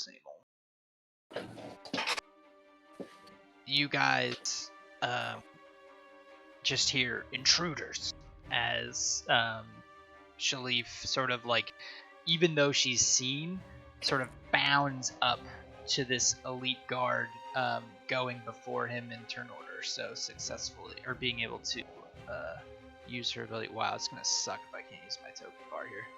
And she stabs deep into this guy's stomach, sort of jumping on the table and stabbing before you can grab his weapon. And because it is the first turn and they haven't gone, any attack is a critical hit, which means she does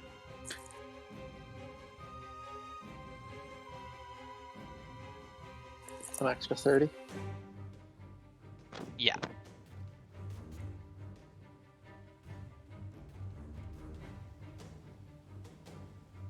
Okay, so she stabs deep into the neck of this elite guard, jumping on the table, sort of screaming as she does. And that is her turn. Reroll.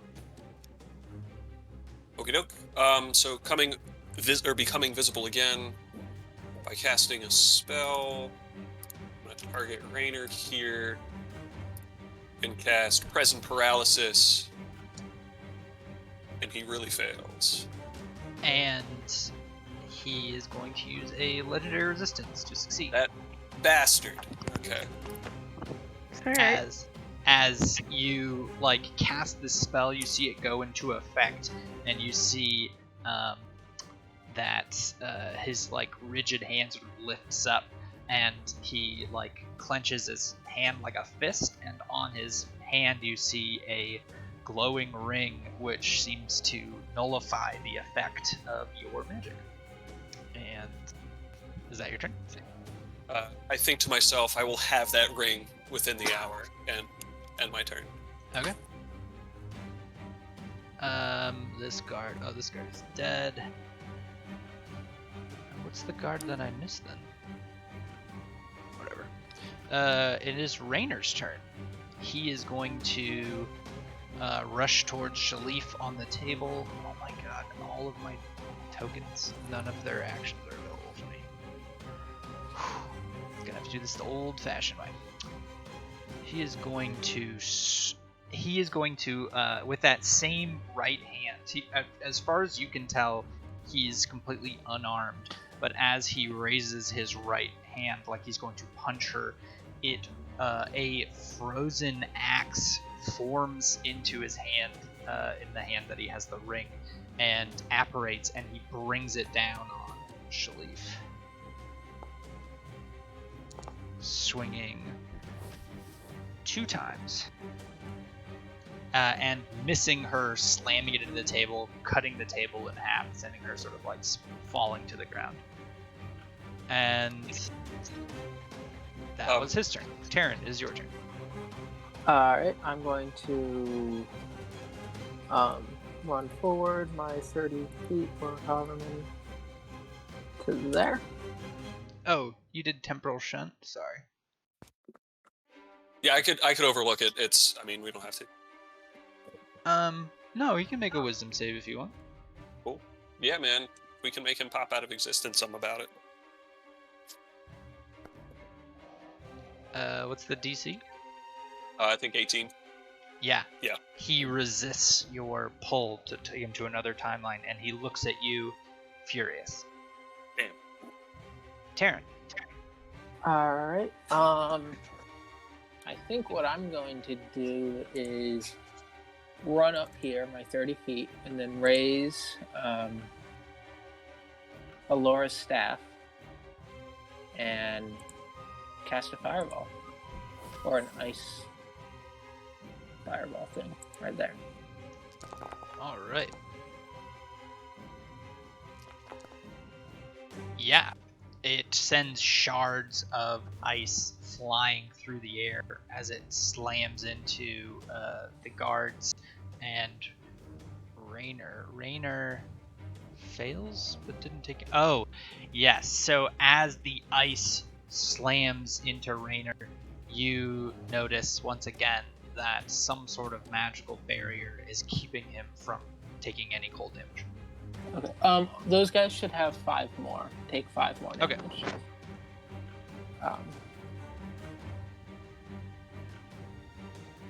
Okay.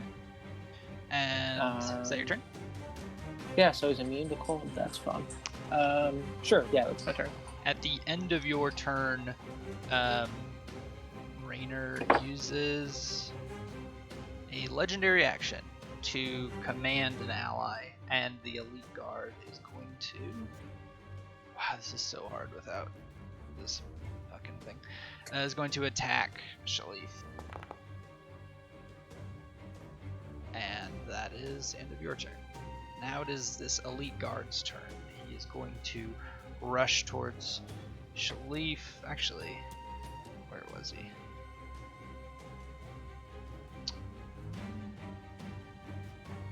His movement is 30.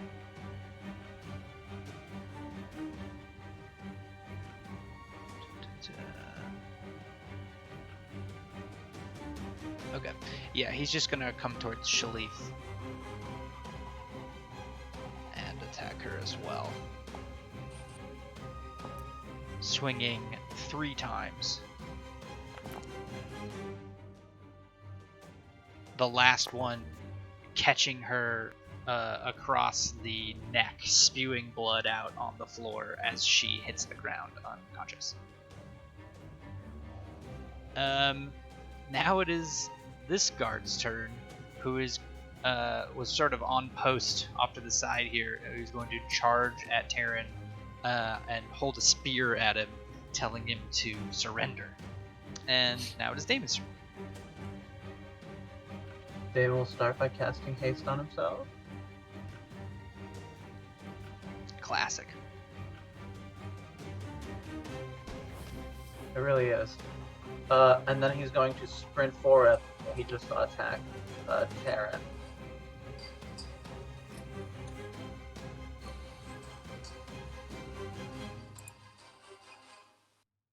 And use a bonus action to ignite his sword, and then swing.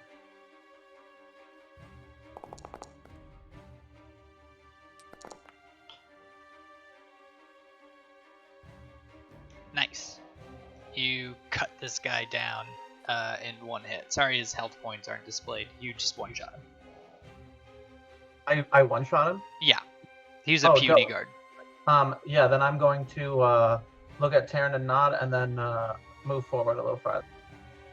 Yeah.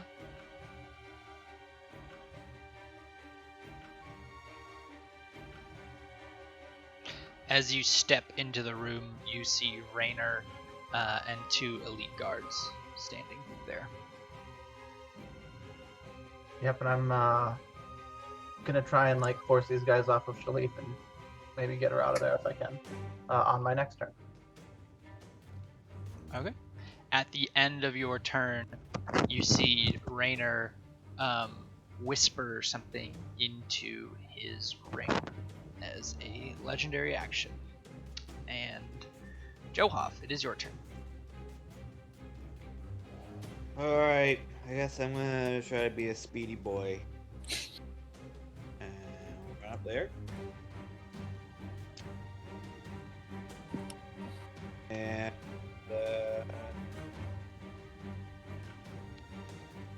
I'm gonna try throwing my hammer at this dude. Go for it.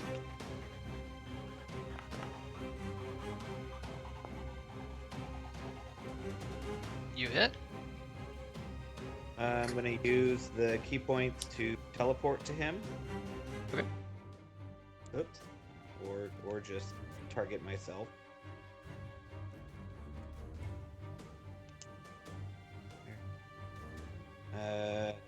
Wing it again.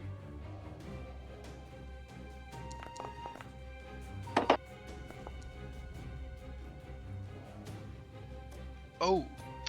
As your critical hit slams into Raynor, you notice as what would normally be just this insane impact hits his metal carapace and sort of rings out in this feeling as though the hammer hit something that it couldn't even shatter, and it takes reduced damage.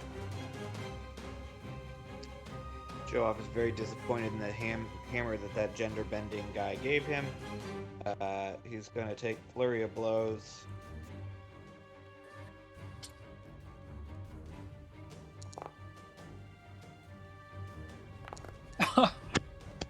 Damn. Striking again, your criticals seem to have reduced effect.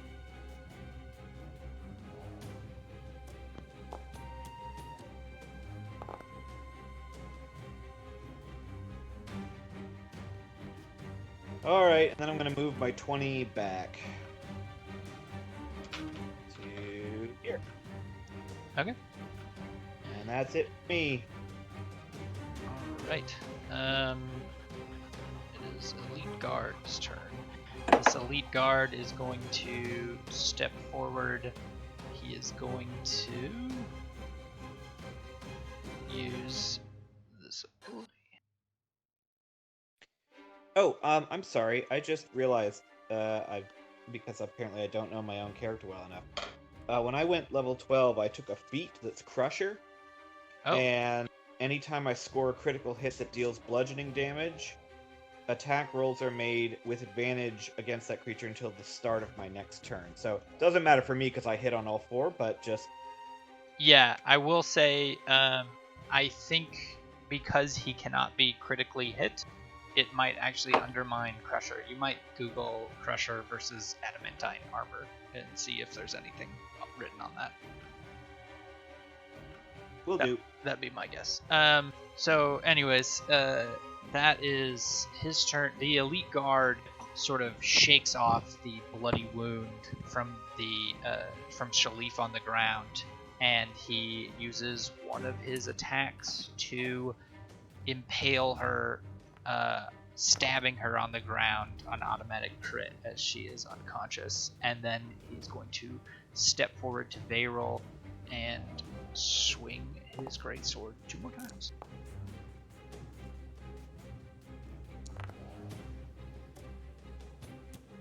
I chronal shifted the first one there. I'm greedy. Okay. So he has to reroll? Yes, sir. Okay, so we'll count that missed attack right at the end there as a reroll, and then I'll do one more attack. Sure thing. And let's undo that damage. And he misses. He sort of swings at you, and you sort of duck out of the way, dodging his massive greatsword. Nice. And that is his turn. At the end of his turn, Raynor orders that guard to actually hit you. He's like grumpy, yelling, and so there's one more attack on you, and you dodge it as well. And he's just like, hit that wizard! And it is his oldest turn.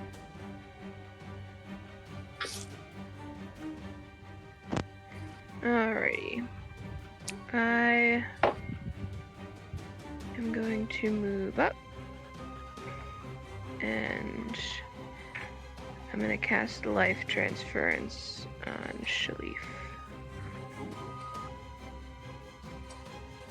A little bit of blood magic. Yeah.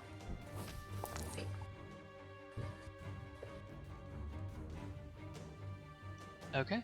So she should heal, 34 plus 5, so 39. Yeah, and If your I kick back. blood magic sort of taps into some of your barbarian roots, and it flies through the air, and Shelly breathes a deep breath, coughs up some blood, and sort of begins to stand up. Nice. I'm gonna stare viciously at Raynor, and that is the end of my turn. Alright, this guard is dead. Oh, he's in the turn order. Bosner, you're up. With 1 initiative.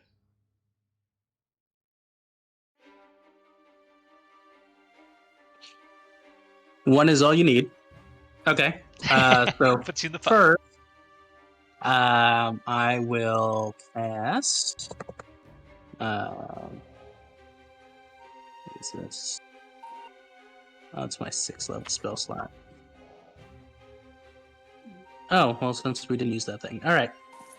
So, Vosner will cast this. I don't know what I'm concentrating on. Yeah, is Isolde concentrating on anything right now? Technically still locate creature. Got it. He's right across the room. nailed it. Whoa. So that's my 6th level spell. And then bonus action, I will turn into a fire elemental. Okay. You are immune to cold and have resistance to fire. Now you're also immune to fire. Immune to fire, and space around me, folks take fire damage, ice damage, and it's difficult terrain. Alright. So, I will say, normally I would be a little bit more hesitant to do like overlapping sort of conflicting elements, just for like if you're burning everything and freezing everything, I sort of feel like it would cancel out, but I'll let it slide for this because it's cool as shit. And there's no like real on the books reason why I can't allow it. Alright, now I just gotta get 20 feet. I just need to get to a place where I'm not hurting everyone. I can get right there, so I'll move that way. Oops, hold on. I'll get right next to Rainer. I'm colliding with a wall for whatever reason. Do you like burn us as you go by? If I stay in that space. I think you burn everything you go through. Do I burn everything I go through? Alright. It can move through space. A creature that touches the elemental or hits with melee attack takes 5 fire damage. It can enter the hostile's creature's space and stop there. First time it enters the creature's space on a turn, it takes fire damage. But I could make myself really thin. Yeah. Okay. Yeah, I'll say Right. you like turn into, you like twist and change your form so that you dodge all your friends and appear next to you. Right? Yeah. Okay. Cool. Okay. Well, keep me posted on Investiture of Ice because I have no idea what's happening. I've never seen that spell. All right. I'm going to reread it. Okay. All right. Shalif uses her half her movement to stand, and then attacks this guy because Damon is engaged with him, so she gets sneak attack, and she misses, and she's going to use her bonus action to disengage and get herself to cover. And she's going to hide around that corner. Varel, it is your turn. Yep. If you're concentrating on a spell and you want to no longer concentrate on it, you can like do that at any time on your own, correct? Correct. Okay. In that case, Varel will maintain eye contact with the elite guard in front of him and gesture nonetheless in the direction of Raynor, and cast Phantasmal Killer, forcing Raynor to roll a 4 on his wisdom save with Mistress. Oh, I didn't even target him. I'm an idiot. My bad. That's fine. It happens at the end of his turn, I think. So he automatically fails, which means he's afraid of you. Okay.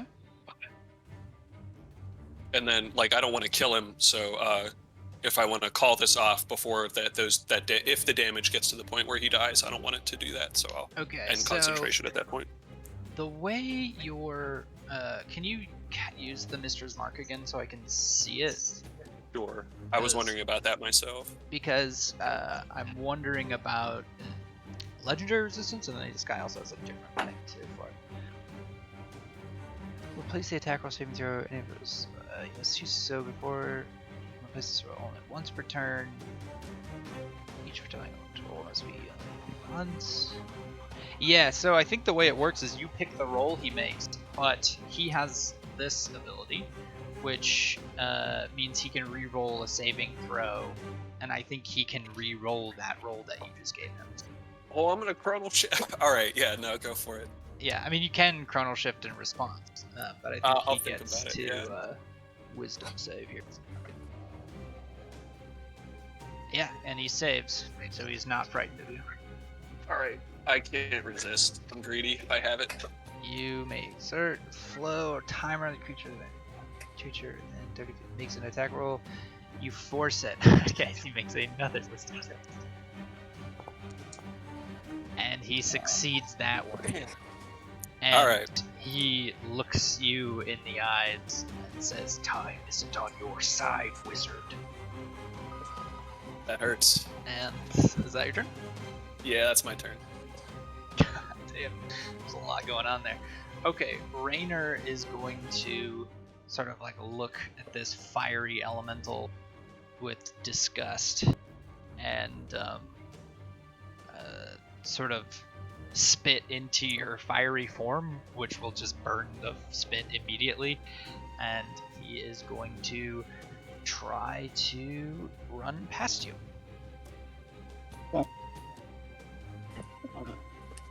And of course, sentinel attack. Yep. Come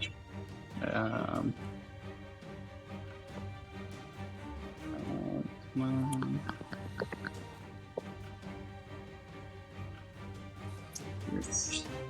Yeah, it's all fucked, so you have to click the Oh wait, slam. hold on.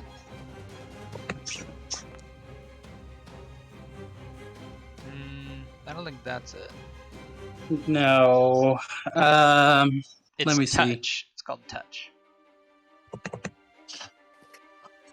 Features. Touch.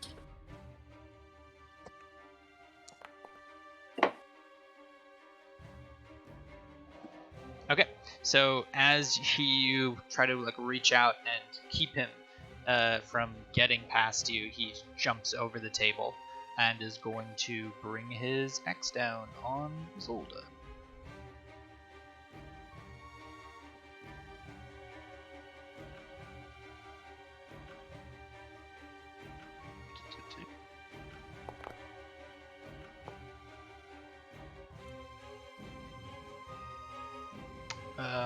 Whatever your I'll reduce the damage by 1d6 plus 5. Okay.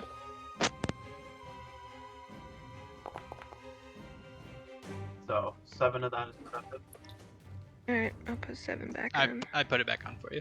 And then he's going to swing a second time,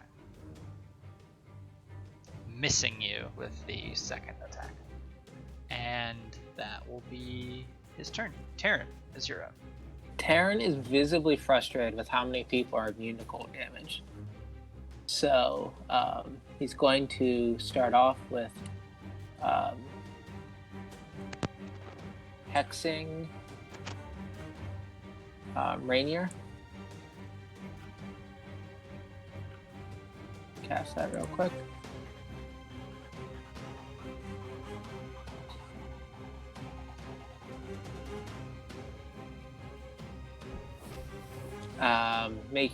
Giving him disadvantage on strength checks. Okay. And then I'm going to use my action to cast Eldritch Blast. 1,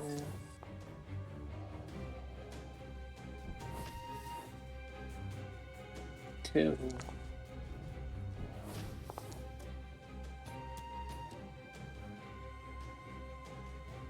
And They the just want critical hit is nullified by his armor. Alright. And I'm going to, for good measure, because I'm tired of his fun little legendary actions, I'm going to do that guy.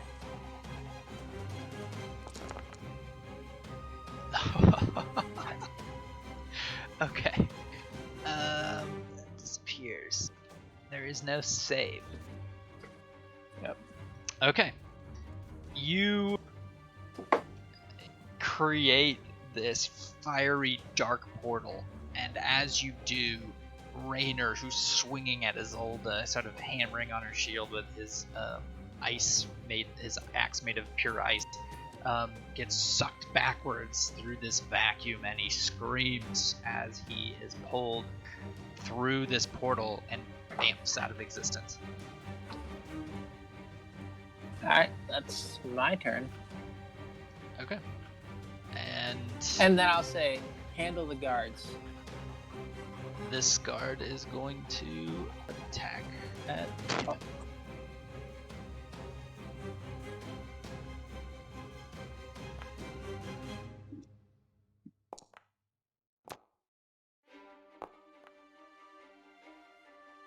Okay. And he hits you, but you are able to, unless you're going to shield it.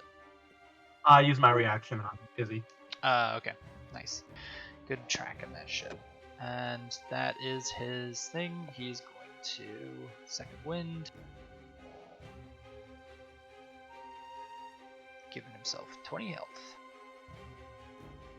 And this is this guard. He's dead.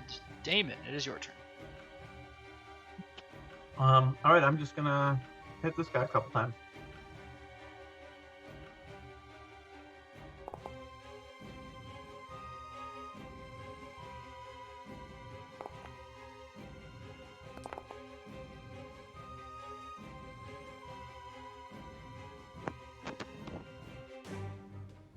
Nice. That's gonna do it for me. Johoff, it is your turn. Well, there's this guy within reach already. I think I'll just wail on him a little bit.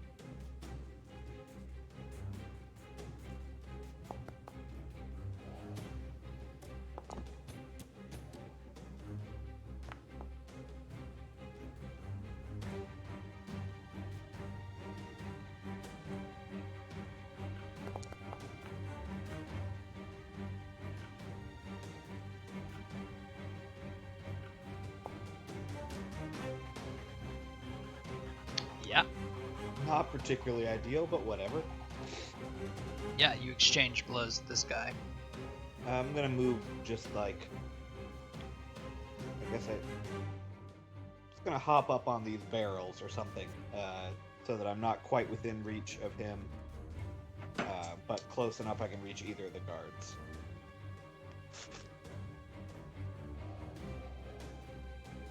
Alright.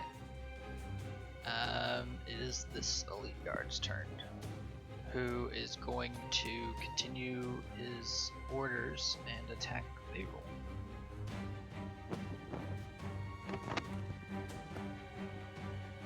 Missing. Fucking dodgy wizard. There it is. Can you shield a 28?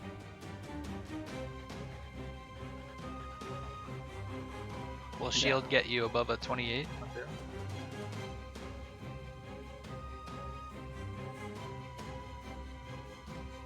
Are you muted, Dylan?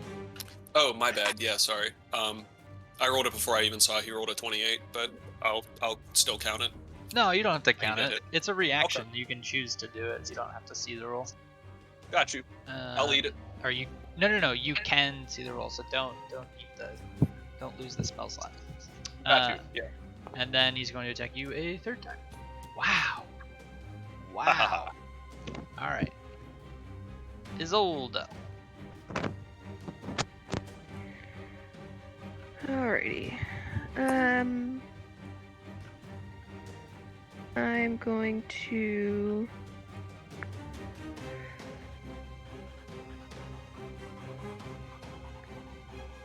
cast Spirit Guardians.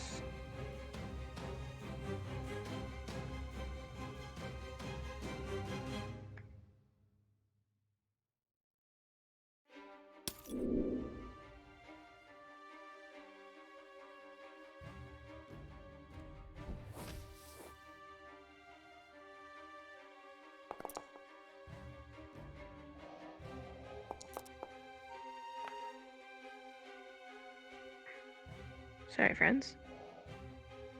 Oh god. All right. I know. All right. Let's undo all the damage. Because it's at the start of their turn. Right? If they I start really their should turn. know this by now. Yeah. I'm going Enters through... the area for the first time or starts the turn there. Yeah. Yeah, so it's So first time on a a turn. So does that mean that it starts now? I think it starts. If he starts his turn there, so the beginning of his next turn, or if he walked into it. Yeah, it's on their turn that they take the damage, though. Well, it says when a creature enters the area for the first time on a turn. Or starts its turn there. Yeah, I think it's on their turn, because otherwise you would take double damage. You would get hit by it, and then on your turn you would start there and take damage again. That seems like I see. doubling it. Okay. But because they can't move in between their turns, they will eventually take damage.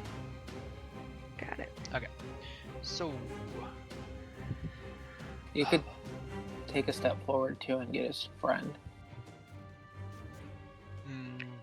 Maybe. That would cause an attack of opportunity, though, wouldn't it? Yeah, if I were to depends move on how you do here. it. Yeah. That'd be fine. There's also a pillar right there. I'll stay where I am. I'm hoping to pull some heat away from Varel. I also don't think that one hit him quite yet, because it didn't hit me when I was barely in it. Okay. True. Yeah, Well, like the majority of his square isn't in it, so. Okay. Okay. The room is filled with barbarian ghosts. It's the end of my turn.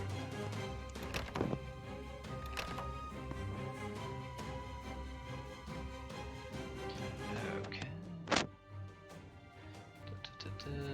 So that. Okay. It's my turn, right? It should be... Yes, Gert, it's your turn. Right. I will get very small as an elemental. And just sit on top of this guy.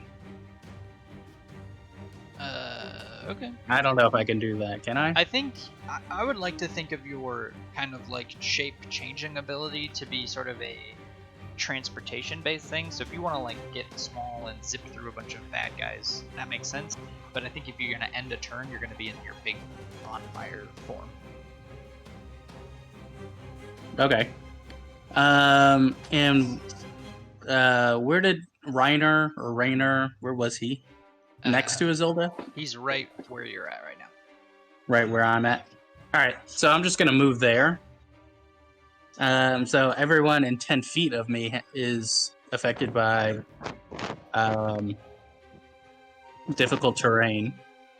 Oh, because of your But ice? I'm gonna hit, with my ice thing. Fire and ice, baby. And do I'm Dana not and I gonna- take 5 points of damage, though? If I'm in your space, I think. For Is that true? Yeah. Let's see. Investiture of ice. Creature touches. If a creature touches the elemental or hits me with a melee attack while within 5 feet of me, they take fire damage. 10-foot radius around you is icy and difficult terrain for other creatures.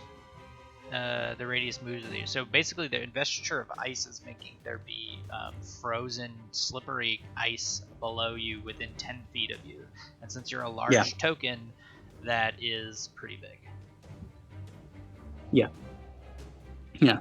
And if you touch me as a fire elemental, then I burn you. But you guys are pretty good because you're not touching me.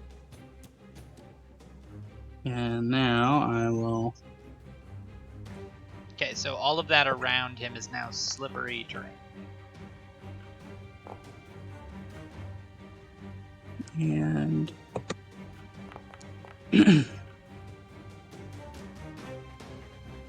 okay, and that's it.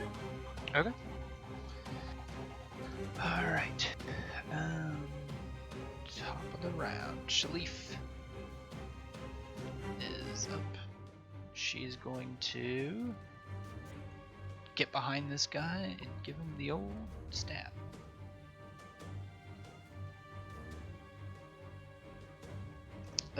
And she tries to pierce him from behind, and he parries her attack. And she is going to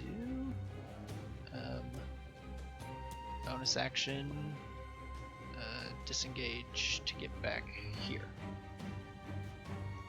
Kind of hiding in the pillars again. Guard. As you guys are standing there, you hear footsteps above you coming from where you came from. As another elite guard comes from behind. He does his whole dash to get there, so that is where he ends up. Mayroll, it is your turn. Okie doke. Best deal with what's immediate. I'm gonna give this guy the old death knell.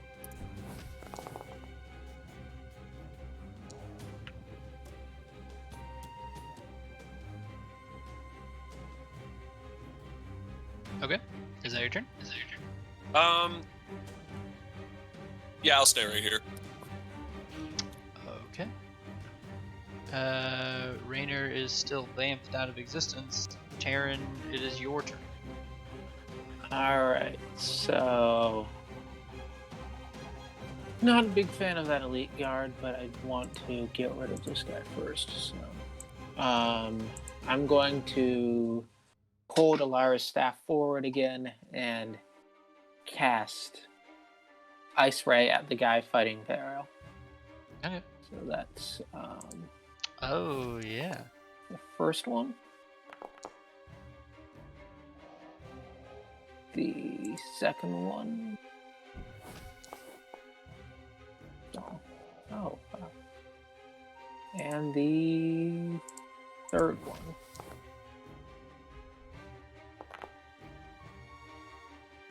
Yeah. What's it look like when you use this Ice Ray attack? So just 3 icicles just shoot out and kind of like spray wide, like missiles, and like go around Beryl and Isolde, and each bury themselves into the guy's chest. And he collapses to his knees with like 3 icicles just sticking out of his chest. Very well. Damn. This elite guard. Then I will stare down the elite guard coming at me like, are you sure you want to do this? Nice. Okay. This elite guard is going to attack Damon. Missing terribly. Then critting. Slicing Damon across his circuitry and sending sparks flying through the air. And then he's going to attack a third time. Missing Damon. And you At failed. what point was Raynor supposed to come back? Oh, it's End the of my turn. Yeah, Beginning sorry. of the cast, trying to think. End. Yeah. So Raynor comes back and before this exchange here, and finds himself burning from the fire elemental. So roll that burn damage. I think it's like 1d10 or something. Nice. And he looks to Terran and says, "You send me to hell, I am hell." And he spits on the ground with blood coming out of his eyes and ears from the psychic damage he just took. And the elite guard cuts deep into Damon, and this guard is dead. Is dead. And it is now Damon's turn, except for you just got stunned out of your haste. 404 turn not found. Yeah, Damon is struggling to just parry blows as he is completely messed up by that attack. Johoff, it is your turn. Does Damon still have reactions this turn? No. Yeah. Oh well. Alright. Well, seeing that happen, I was going to run over towards Terran, but he's handling himself relatively well. So I'm going to run up here and get to bopping.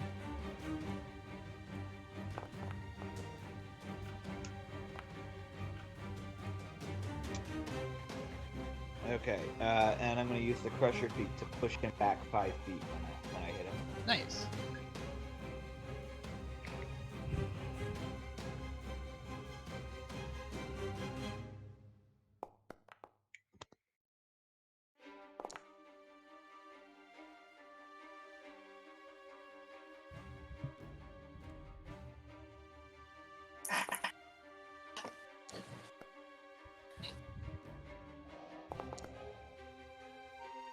Sick.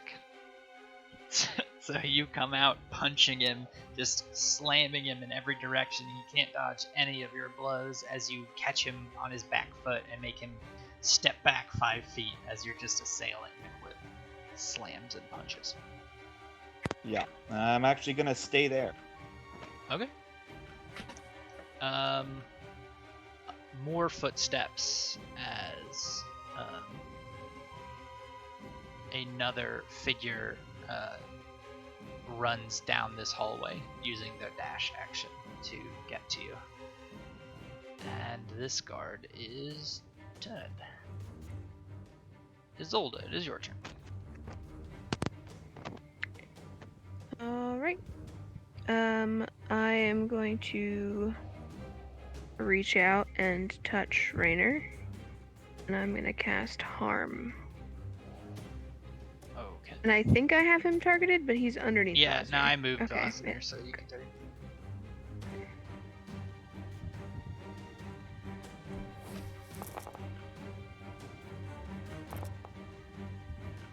You also were targeting 2 other figures. How is that possible?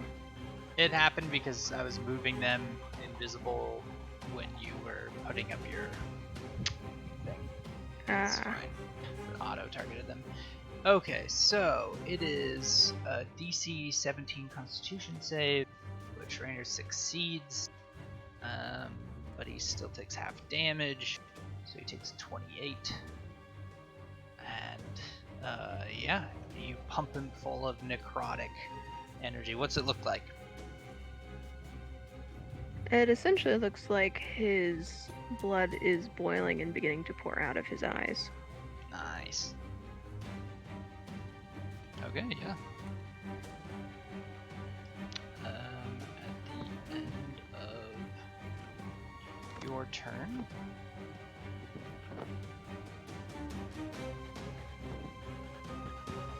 oh yeah, I forgot. Raynor's back. He can do legendary stuff. I can't click on him if you're on top. Sorry. We know you're on top. Raynor is going to oh god. He's going to use Command Ally to have his elite guard attack Joe.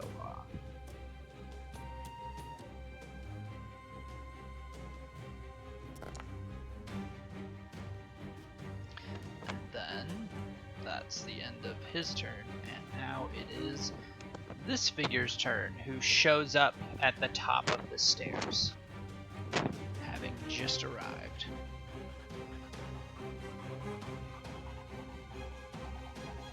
And she is going to cast...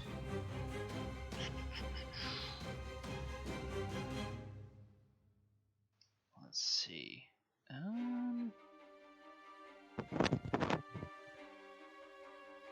Fireball. 4th level. Can I counterspell? Sorry? Can I counterspell? You are not 60 feet away, I don't think. If I am, I could counterspell. All right.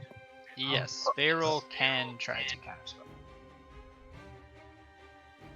Bam. She's... Have to upcast it or roll a 14. Yeah, sorry. I'm trying to place this template. Maybe there's not a place she can aim it that's satisfying. I guess maybe I'll put her here.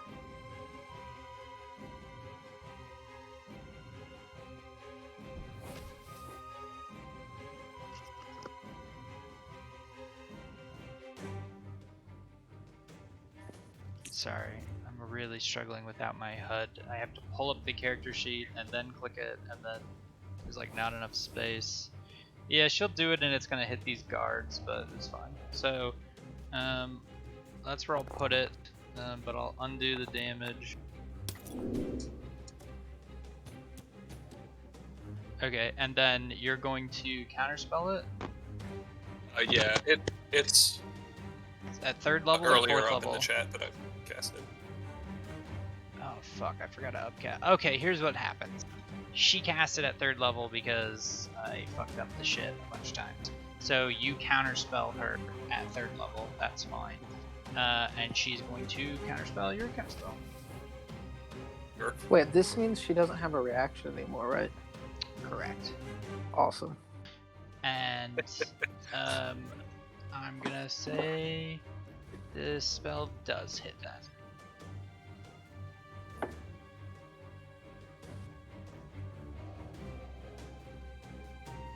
And Beryl does take the damage. Okay.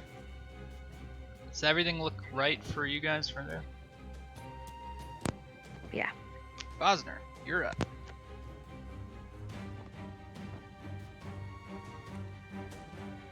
Awesome.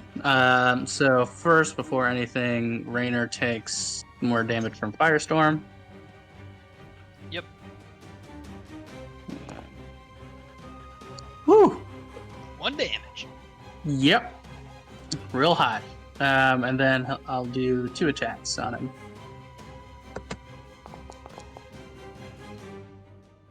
Come on. Jeez. All right, cool. I'm just gonna hang out here then. Yeah. Okay. At the top of the round, at the end of your turn, Raynor is going to use. Let's see.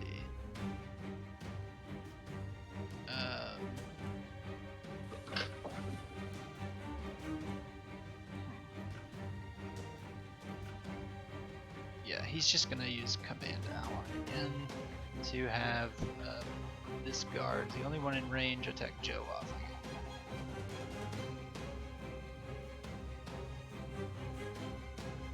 Oh, God. Alright. He misses. And Shalif goes. He attacks with advantage. I don't know if you saw that, but part of that legendary action is he gains advantage on the attack roll. Oh my god. Alright. Not to be playing the enemy, but you know. Yeah, Spot I it. appreciate it. He swings and hits Johuff. How great is that? Thanks, Laurel. Sorry, Joe. Shalif goes jumping on the table to stab this guy in the back. Oh, that was Johuff. She's betrayed you. No. Misses the elite guard. Motherfucker. Remember when these Blood Guard used to be so badass? Yeah. Well, they do a lot of damage if they can hit. It's just a matter of it. Okay, now it is this elite guard's turn. This one is rushing towards Isolda and is going to take a wisdom save. And fail, so they take, I don't know how much Spirit Guardians is, 3d8? 48, you upcast. He don't mind. He's going to, actually, okay. Die, apparently. What the shit? Yes. What? Oh. Okay, so he's going to use his Indomitable and is going to, I guess he can re-roll it. I thought it auto succeeded. Yeah, he succeeds. And he's going to swing at you. He still takes half damage, right? No, I don't think so. Does he? I think it is. Yeah, I Oh, think it yeah. is. So he should Okay. take 8. 8. Alright. Yeah. He's gonna swing with his greatsword at his old.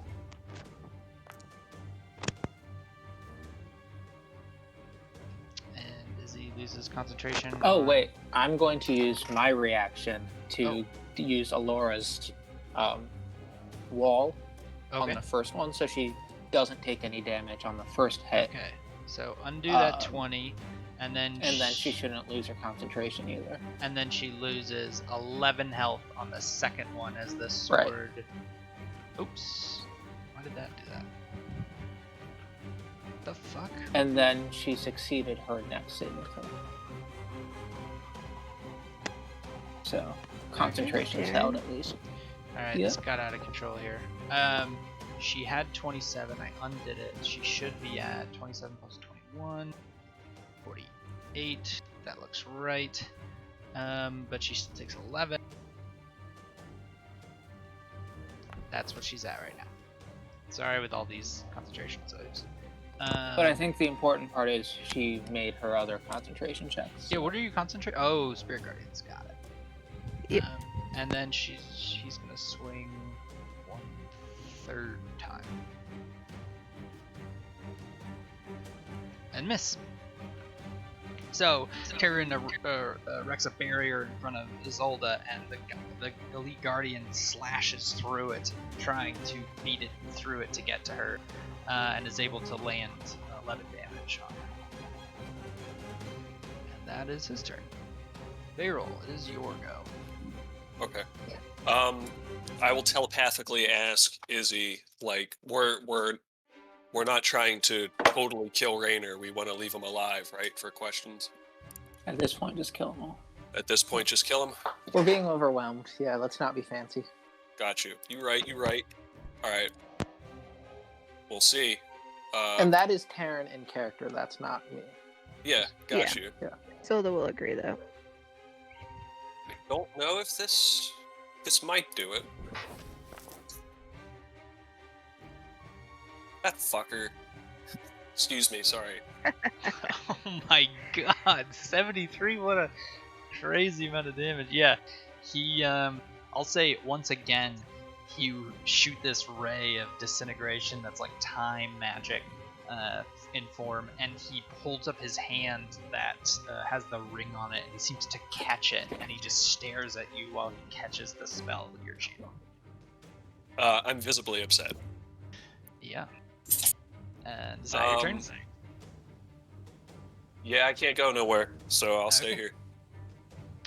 Raynor is up. He is going to he's going to make a wisdom saving throw. That he succeeds. And he is going to, take fiery damage for starting his turn in your fiery area? He should take 8 radiant damage as well. Oh, yeah. Correct. From the half damage. Wait, is the fire damage calculated on their turn or your turn? I think we already did it once on your turn. We did it when he popped into existence after my turn. Because until someone takes an action to douse the fire, the creature takes fire damage at the start of each of its turns. So technically he's on fire. Okay. Yeah, he's on fire. Okay. That's fine.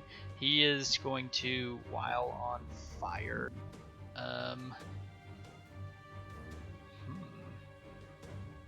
he's going to use... Oh, shit. Blah, blah, blah, blah. Oh, that actually is only really applied this turn.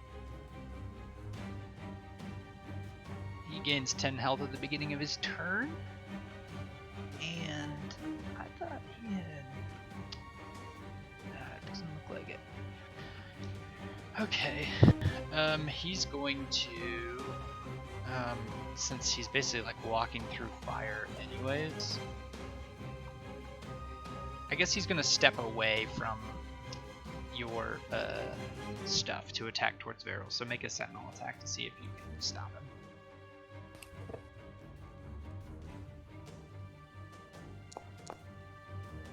And he eludes your attack again, coming straight for Beryl. Having really not enjoyed what you've done to him. And he swings his glacial splitter, cutting Beryl down in one hit, dropping him to the ground. Oh, I don't have any reactions. And he turns to Isolde to swing at her, and crits her as well. Oh my god. Knocking her to the ground. And I will mitigate some of Izolda's damage. She had 37 health and took 37 damage, so you can actually keep her alive. Yeah, I will mitigate 6 of it. Okay, Zolda is at 6 health. As he comes in, he slams Varel. I'm gonna say, like, hitting him so hard he goes flying against the wall and then hits the ground over here, and then slams into Izolda, making her drop her concentration. But Damon, in a split second, there is technically a pillar between you two, but I'm gonna say, narratively, you're able to like turn back and like as he's bringing a blow down to hit her, you use your telepathy to like hold the axe back a little bit to stay some of the damage, and she does not go down. And that is his turn. Taryn, you're up. I'm going to cast Chain Lightning. I'm going to hit the sorceress, bounce it to the elite guard, who's not quite to me, and then bounce it to Raynor. And I'm going to use Heightened Spell to incur disadvantage on Raynor's saving throw. Okay.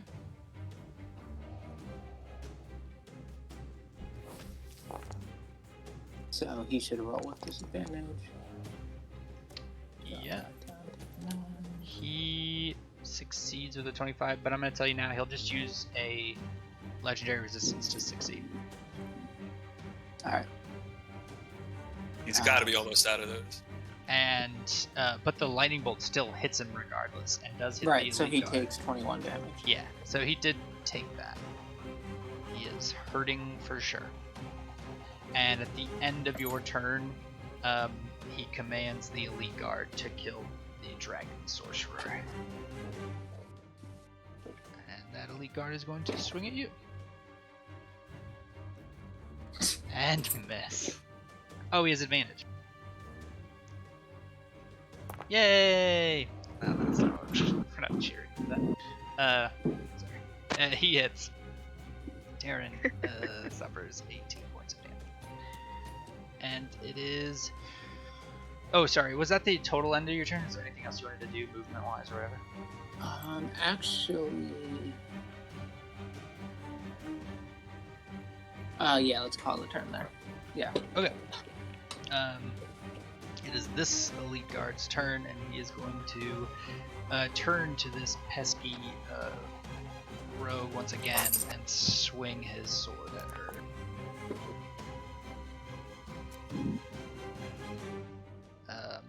Swinging once, twice, and a third time. Almost killing her outright again. That is his turn. Damon, it is your turn. Damon's going to step a little bit closer here. I think this puts me pretty much in range. And then Damon's going to start charging up with some energy, and he's vibrating in a way no one's ever seen before. And then all of a sudden, he goes completely still and quiet. And then he disappears, and you just hear like the clash of steel filling the room. What the fuck? What is this? Alright, I don't even know what this is. Did you just invent this? No, this is from, I think this is from Xanathar's Guide to Everything, where he chooses 5 creatures he can see within range and makes a melee spell attack, and on a hit, does 6d10 force damage, and then can teleport to within 5 feet of one of them. Nice. Whoa. So I think I can hit all the elite guards and Raynor, but I think the magic user is out of range. Okay. Yeah. So you hit. Wow, that's crazy. So yeah, you hit the guard for 29.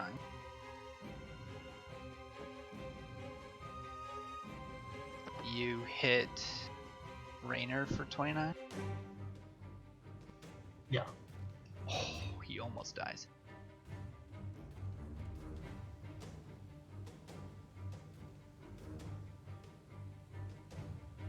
That shit's bananas. And then I will use the teleport feature to like show up on Raynor's other side, like on my knees as I finished swinging. And I will use my action surge to turn around and swing one more time. Sick.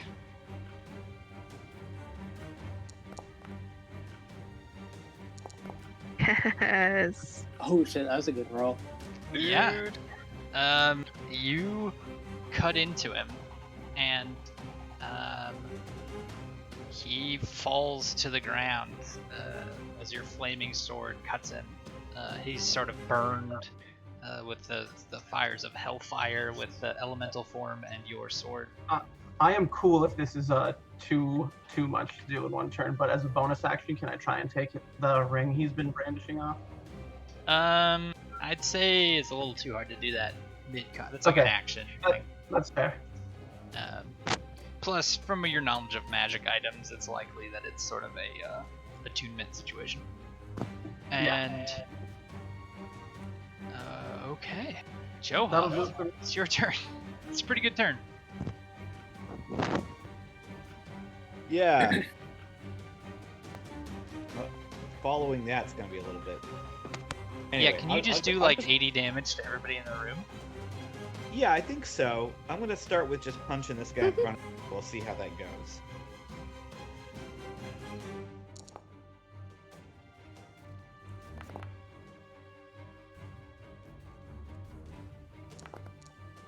Oh, okay, so in the future for that Steel Wind Strike, it's a melee attack against each target, which seems it's actually better because you have a higher chance of actually succeeding.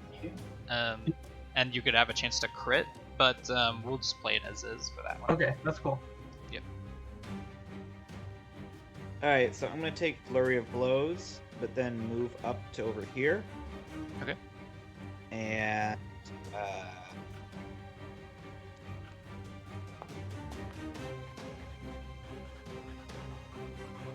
when I push him 5 feet back, does Shalif get an attack of opportunity?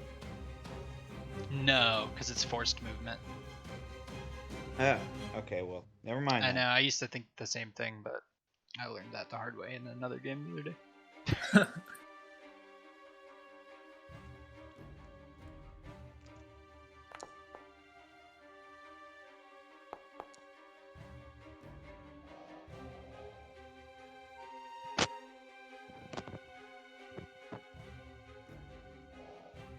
That's it. Actually, I will go ahead and shove him 5 feet back with that last one. Okay. I don't know if pushing him into Vosner's form does. Yeah, I'll say you push him into like the fiery area, and he does die with your. Oh wait, no, he's at 1 health. Yeah, I'll say that he basically just burns up as you push him into Vosner's fiery form. He just like lights on fire and hits the ground red. Cool. And then let's see here. 25. Let's get 5 so far. So 30. I have 60. So I've Now, I will say that when it comes to boss stuff like this, because we haven't really had a fight like this where you kill the boss first, for dominant NPCs like this, they are getting death saves. So, Okay. just wanted to clarify that before. So as I'm running across the room, I'm going to telepathically just ask, finish him? Yes.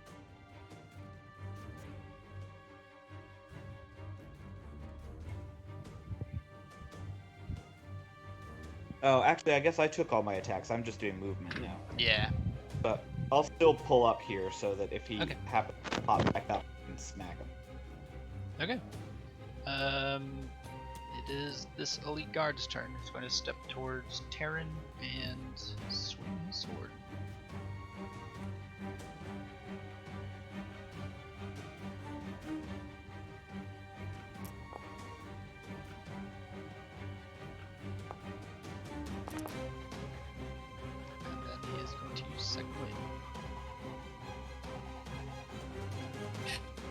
heal for 20. And that is his turn. Zold. Alright, I'm going to use my Preserve Life ability to split 60 HP between Varel and myself. So I'll give 30 to Varel and myself. Okay. And then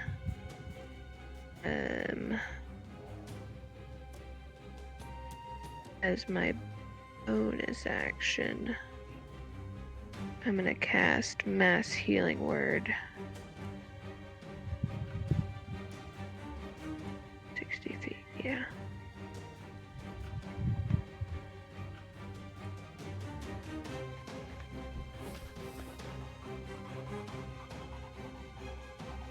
Everyone can add an additional 5 to that. You healed some Gollum. That's right, I got it. I healed just our party.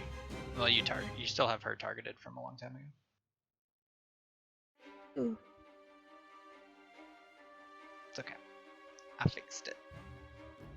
Man, look at all these heals.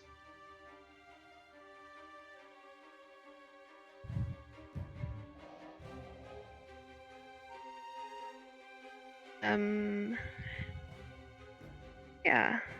And I'm just gonna stare at Raynor and watch him bleed. And that's the end of my turn.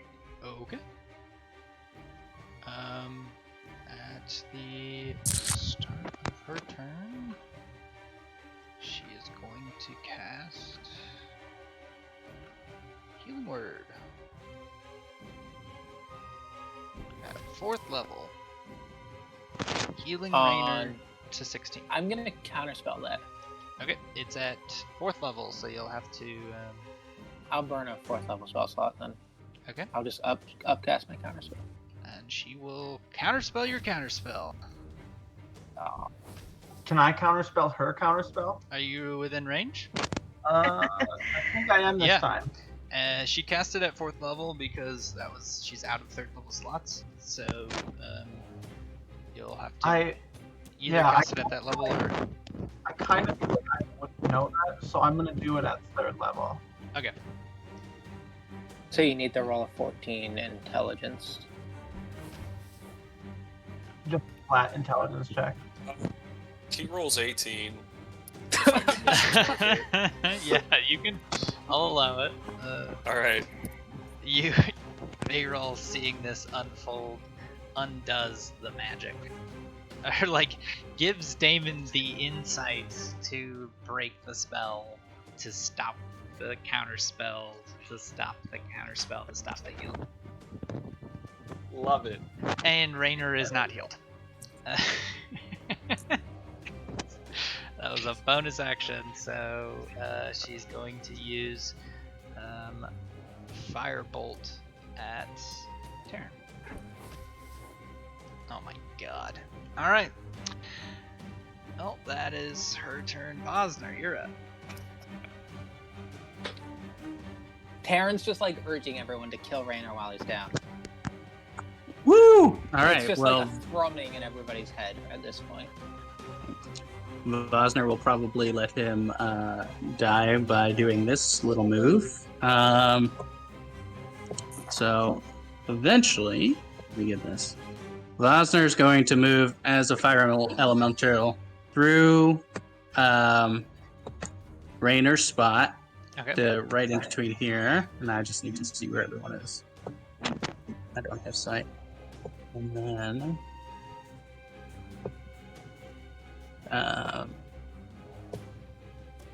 then I will move another.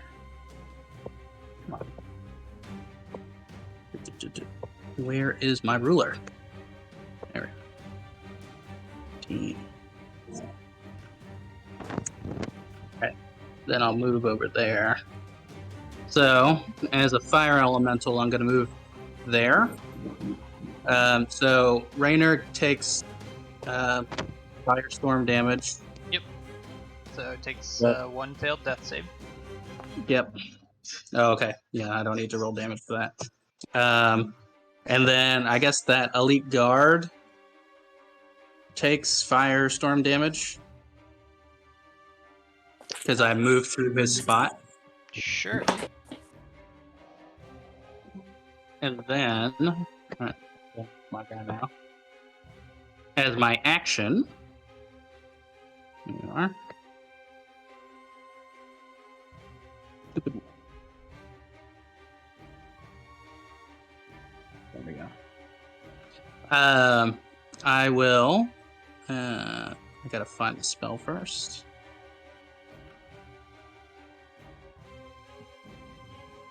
There we go.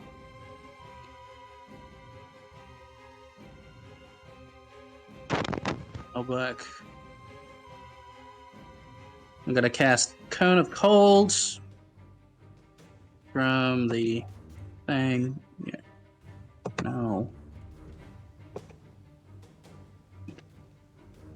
I'm already concentrating on it. I just want to cast the spell again.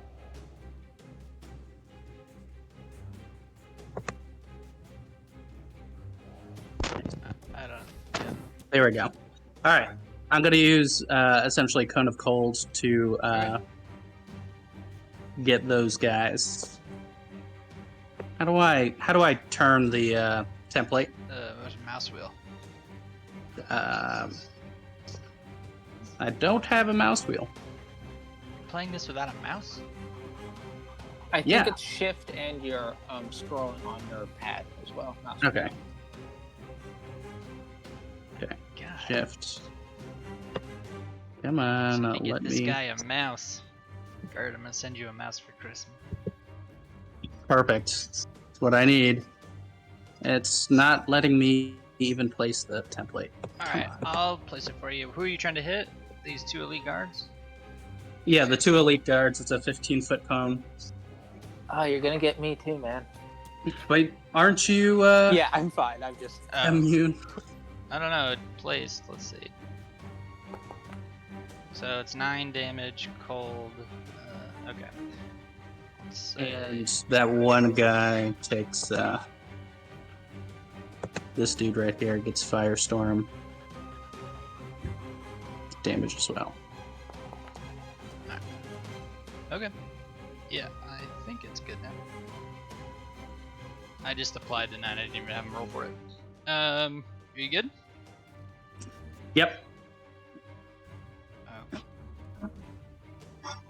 Shalif is going to...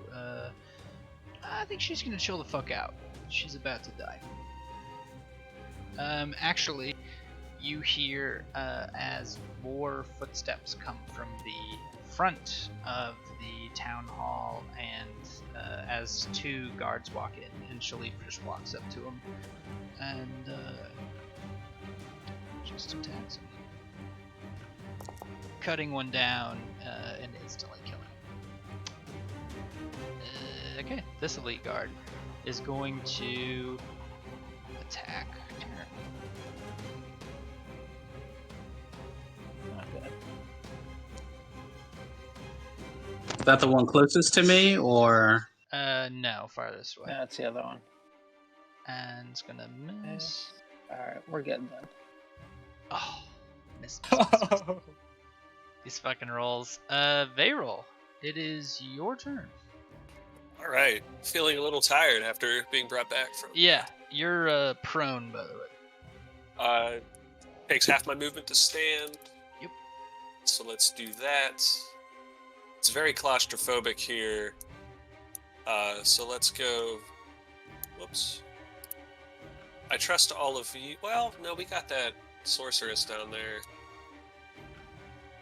I guess I'll deal with the claustrophobia. Go for Zandala down the way. See how far this is. 50 feet. You're in the old death knell. She succeeds. Dang. And she shouldn't take any damage. Anything else?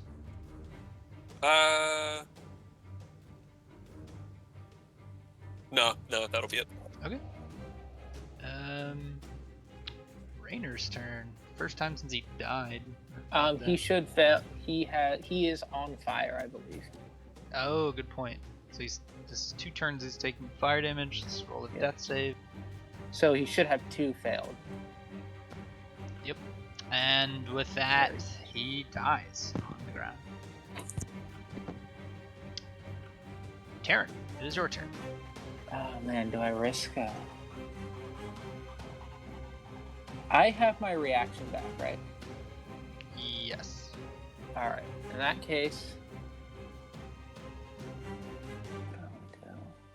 I'm going to take a step away from the one guy, so step right here, and he'll have an attack of opportunity. Whatever. Okay, Doesn't great. matter. Can't roll hard in a 3, so... Then I'm going to cast Cone of Cold. Oh yeah, Bosner's immune right now. Yep. See if I can place it so that it gets everybody. I don't know if I'll get the one guard, actually. Something like...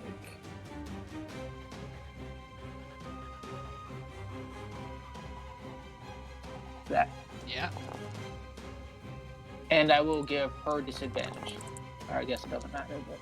Yeah, not yet. Give her a disadvantage. That's fine. Yeah, let's undo the damage to Bosner. The rest of them take the hit. And then I will look at her and ask her, is this a battle you want to continue? Okay, sick. And that is your turn? Yes. Damon, it is your turn. Damon's gonna haste himself once again.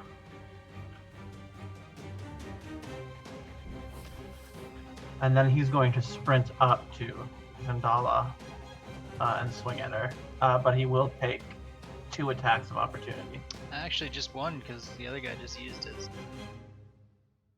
All right, yeah. Did you guys coordinate this?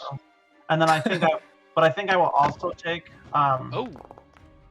I think I will also take. I'll shield that. Okay. So you shield the But actually, can I retcon and just say I also wanted to activate my Primus's Mark as a bonus action?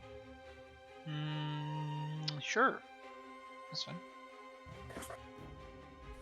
Question. Just because I'm also going to take fire damage, I think, coming through here. Yeah, that's fine. Yeah. Quick question. Since he made a attack of opportunity on Damon, but it was shielded, could I still make a sentinel attack against the guard? That's the other guard. Yeah, the but guard is not next to you. Yeah, you could have made one on my turn, but didn't. Right. Oh, sorry, I was away from the thing. Okay, cool. If you want to punch that guard once, it's fine. Feel free, boss. Sure. So what does Damon do aside from all that? Does he just rush? Yeah, I'm just running up to hit her, but I think I take fire damage. Okay. But I use Primus's Mark so that I will guarantee that I succeed on my con saving throw. Okay. Yeah, you take 1 fire damage. Okay. Brutal. Gotcha. And you save the Constitution, and so yeah. You saved the Constitution. You did it. And then if I roll lower than oh damn, I think that's the only way. Yeah. That Mark of Primus doesn't help me. So. Really? Well, it says if I roll lower than a 10, I can count it as a 10 on attack rolls. But it seems like critical fails should still be critical fails. Yeah, I agree with that. Okay. So you're up to her and you swing and miss. Yeah. So, yeah, I'm just gonna ready another swing because I don't want her trying to heal up Raynor. Okay, Johoff, you're up. Yeah. So I am going to run up into this space betwixt these two. Nice. Target that guy and do my thing.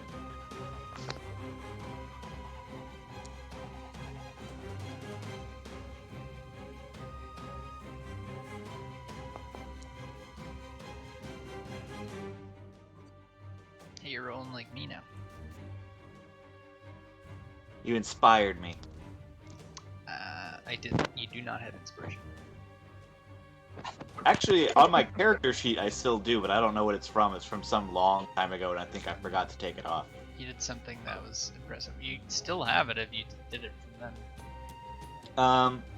What happens if I push the guy below me in... Can I push him into where Vosner is, or is that considered an occupied space?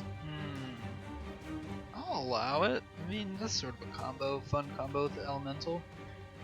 Yeah, I can exist in other player spaces. Yeah, you punch him into the fire, and he takes Cool. 4 fire damage. And then I'll turn back to this other guy and just hit him with my last... Or not hit him, actually. Yeah, just whatever you feel like. Yeah, that's it. I'm done. Okay. It is this elite guard's turn, who is now on fire. He's going to step forward and attack you, Joa.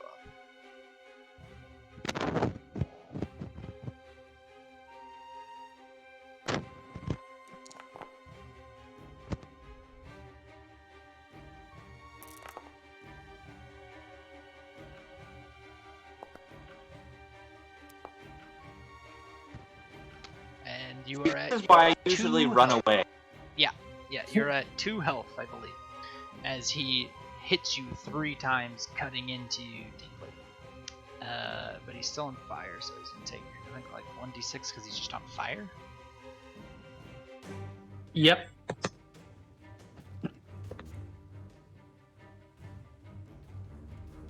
Okay, takes 2 damage. That is the end of his turn. Isolde. Alright, I'm going to use my second Preserve Life to give Johaf 30 HP and Taryn 30 HP, as long as that doesn't take you above half, Taryn. 27 gets me to half. Alright, Johaf, you can have 33 then. 27, which takes me 50. And then, as a bonus action, I'm gonna cast Spiritual Weapon.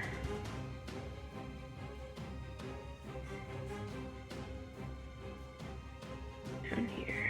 Let's see. You have.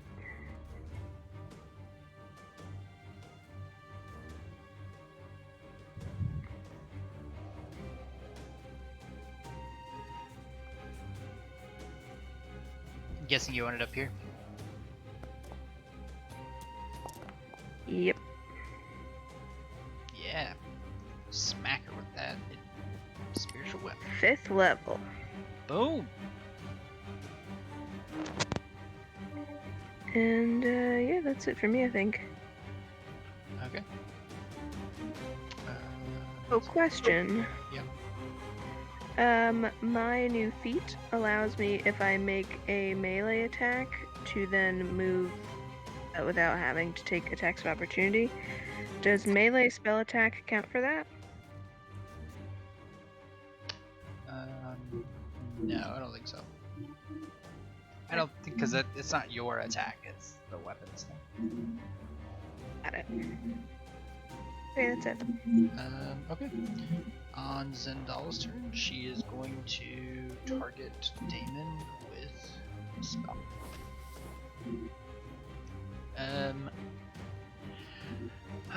Trying to charm you. I'm gonna counterspell that. It is a 5th level spell. See what I got.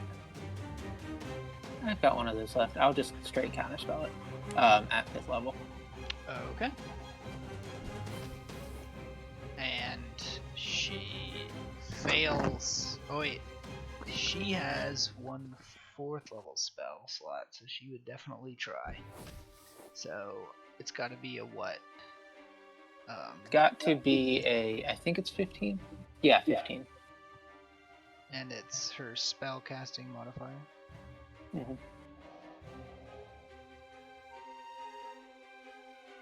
Hey Vero, can you? Defeats your spell. Unless Varel has something. I got no more chronal shifts, and I'm just about out of spell slots. And I've used all of Initiative's marks, too. Okay, so she tells Damon to attack, to defend her escape, killing anybody who comes after her. And then she is going to move all the way to here. And yeah, normally we keep going, but Laurel has to go. I guess we could end it early. That's a nice cliffhanger. Yeah, this has been stressful. It's an infuriating cliffhanger. Yeah. Am I, just so I understand, like, her command, I'm still telepathically connected to everybody, so can I, like, communicate to them that, like, she did something to me? I would say you wouldn't be able to communicate against her will. Okay. But I'll read over the spell, and I guess we'll pick up there next time. Right on. Cool. Oh wait,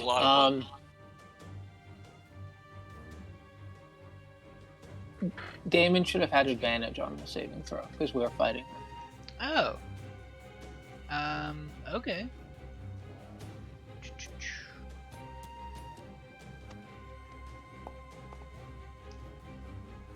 Oh. Let's see though. Does she have heightened spell? She has something. She has she's a sorcerer, so it. She hasn't used any of her points yet today. Right. Because I'm bad at this game. So I think her, the one that gives them disadvantage would cancel that out.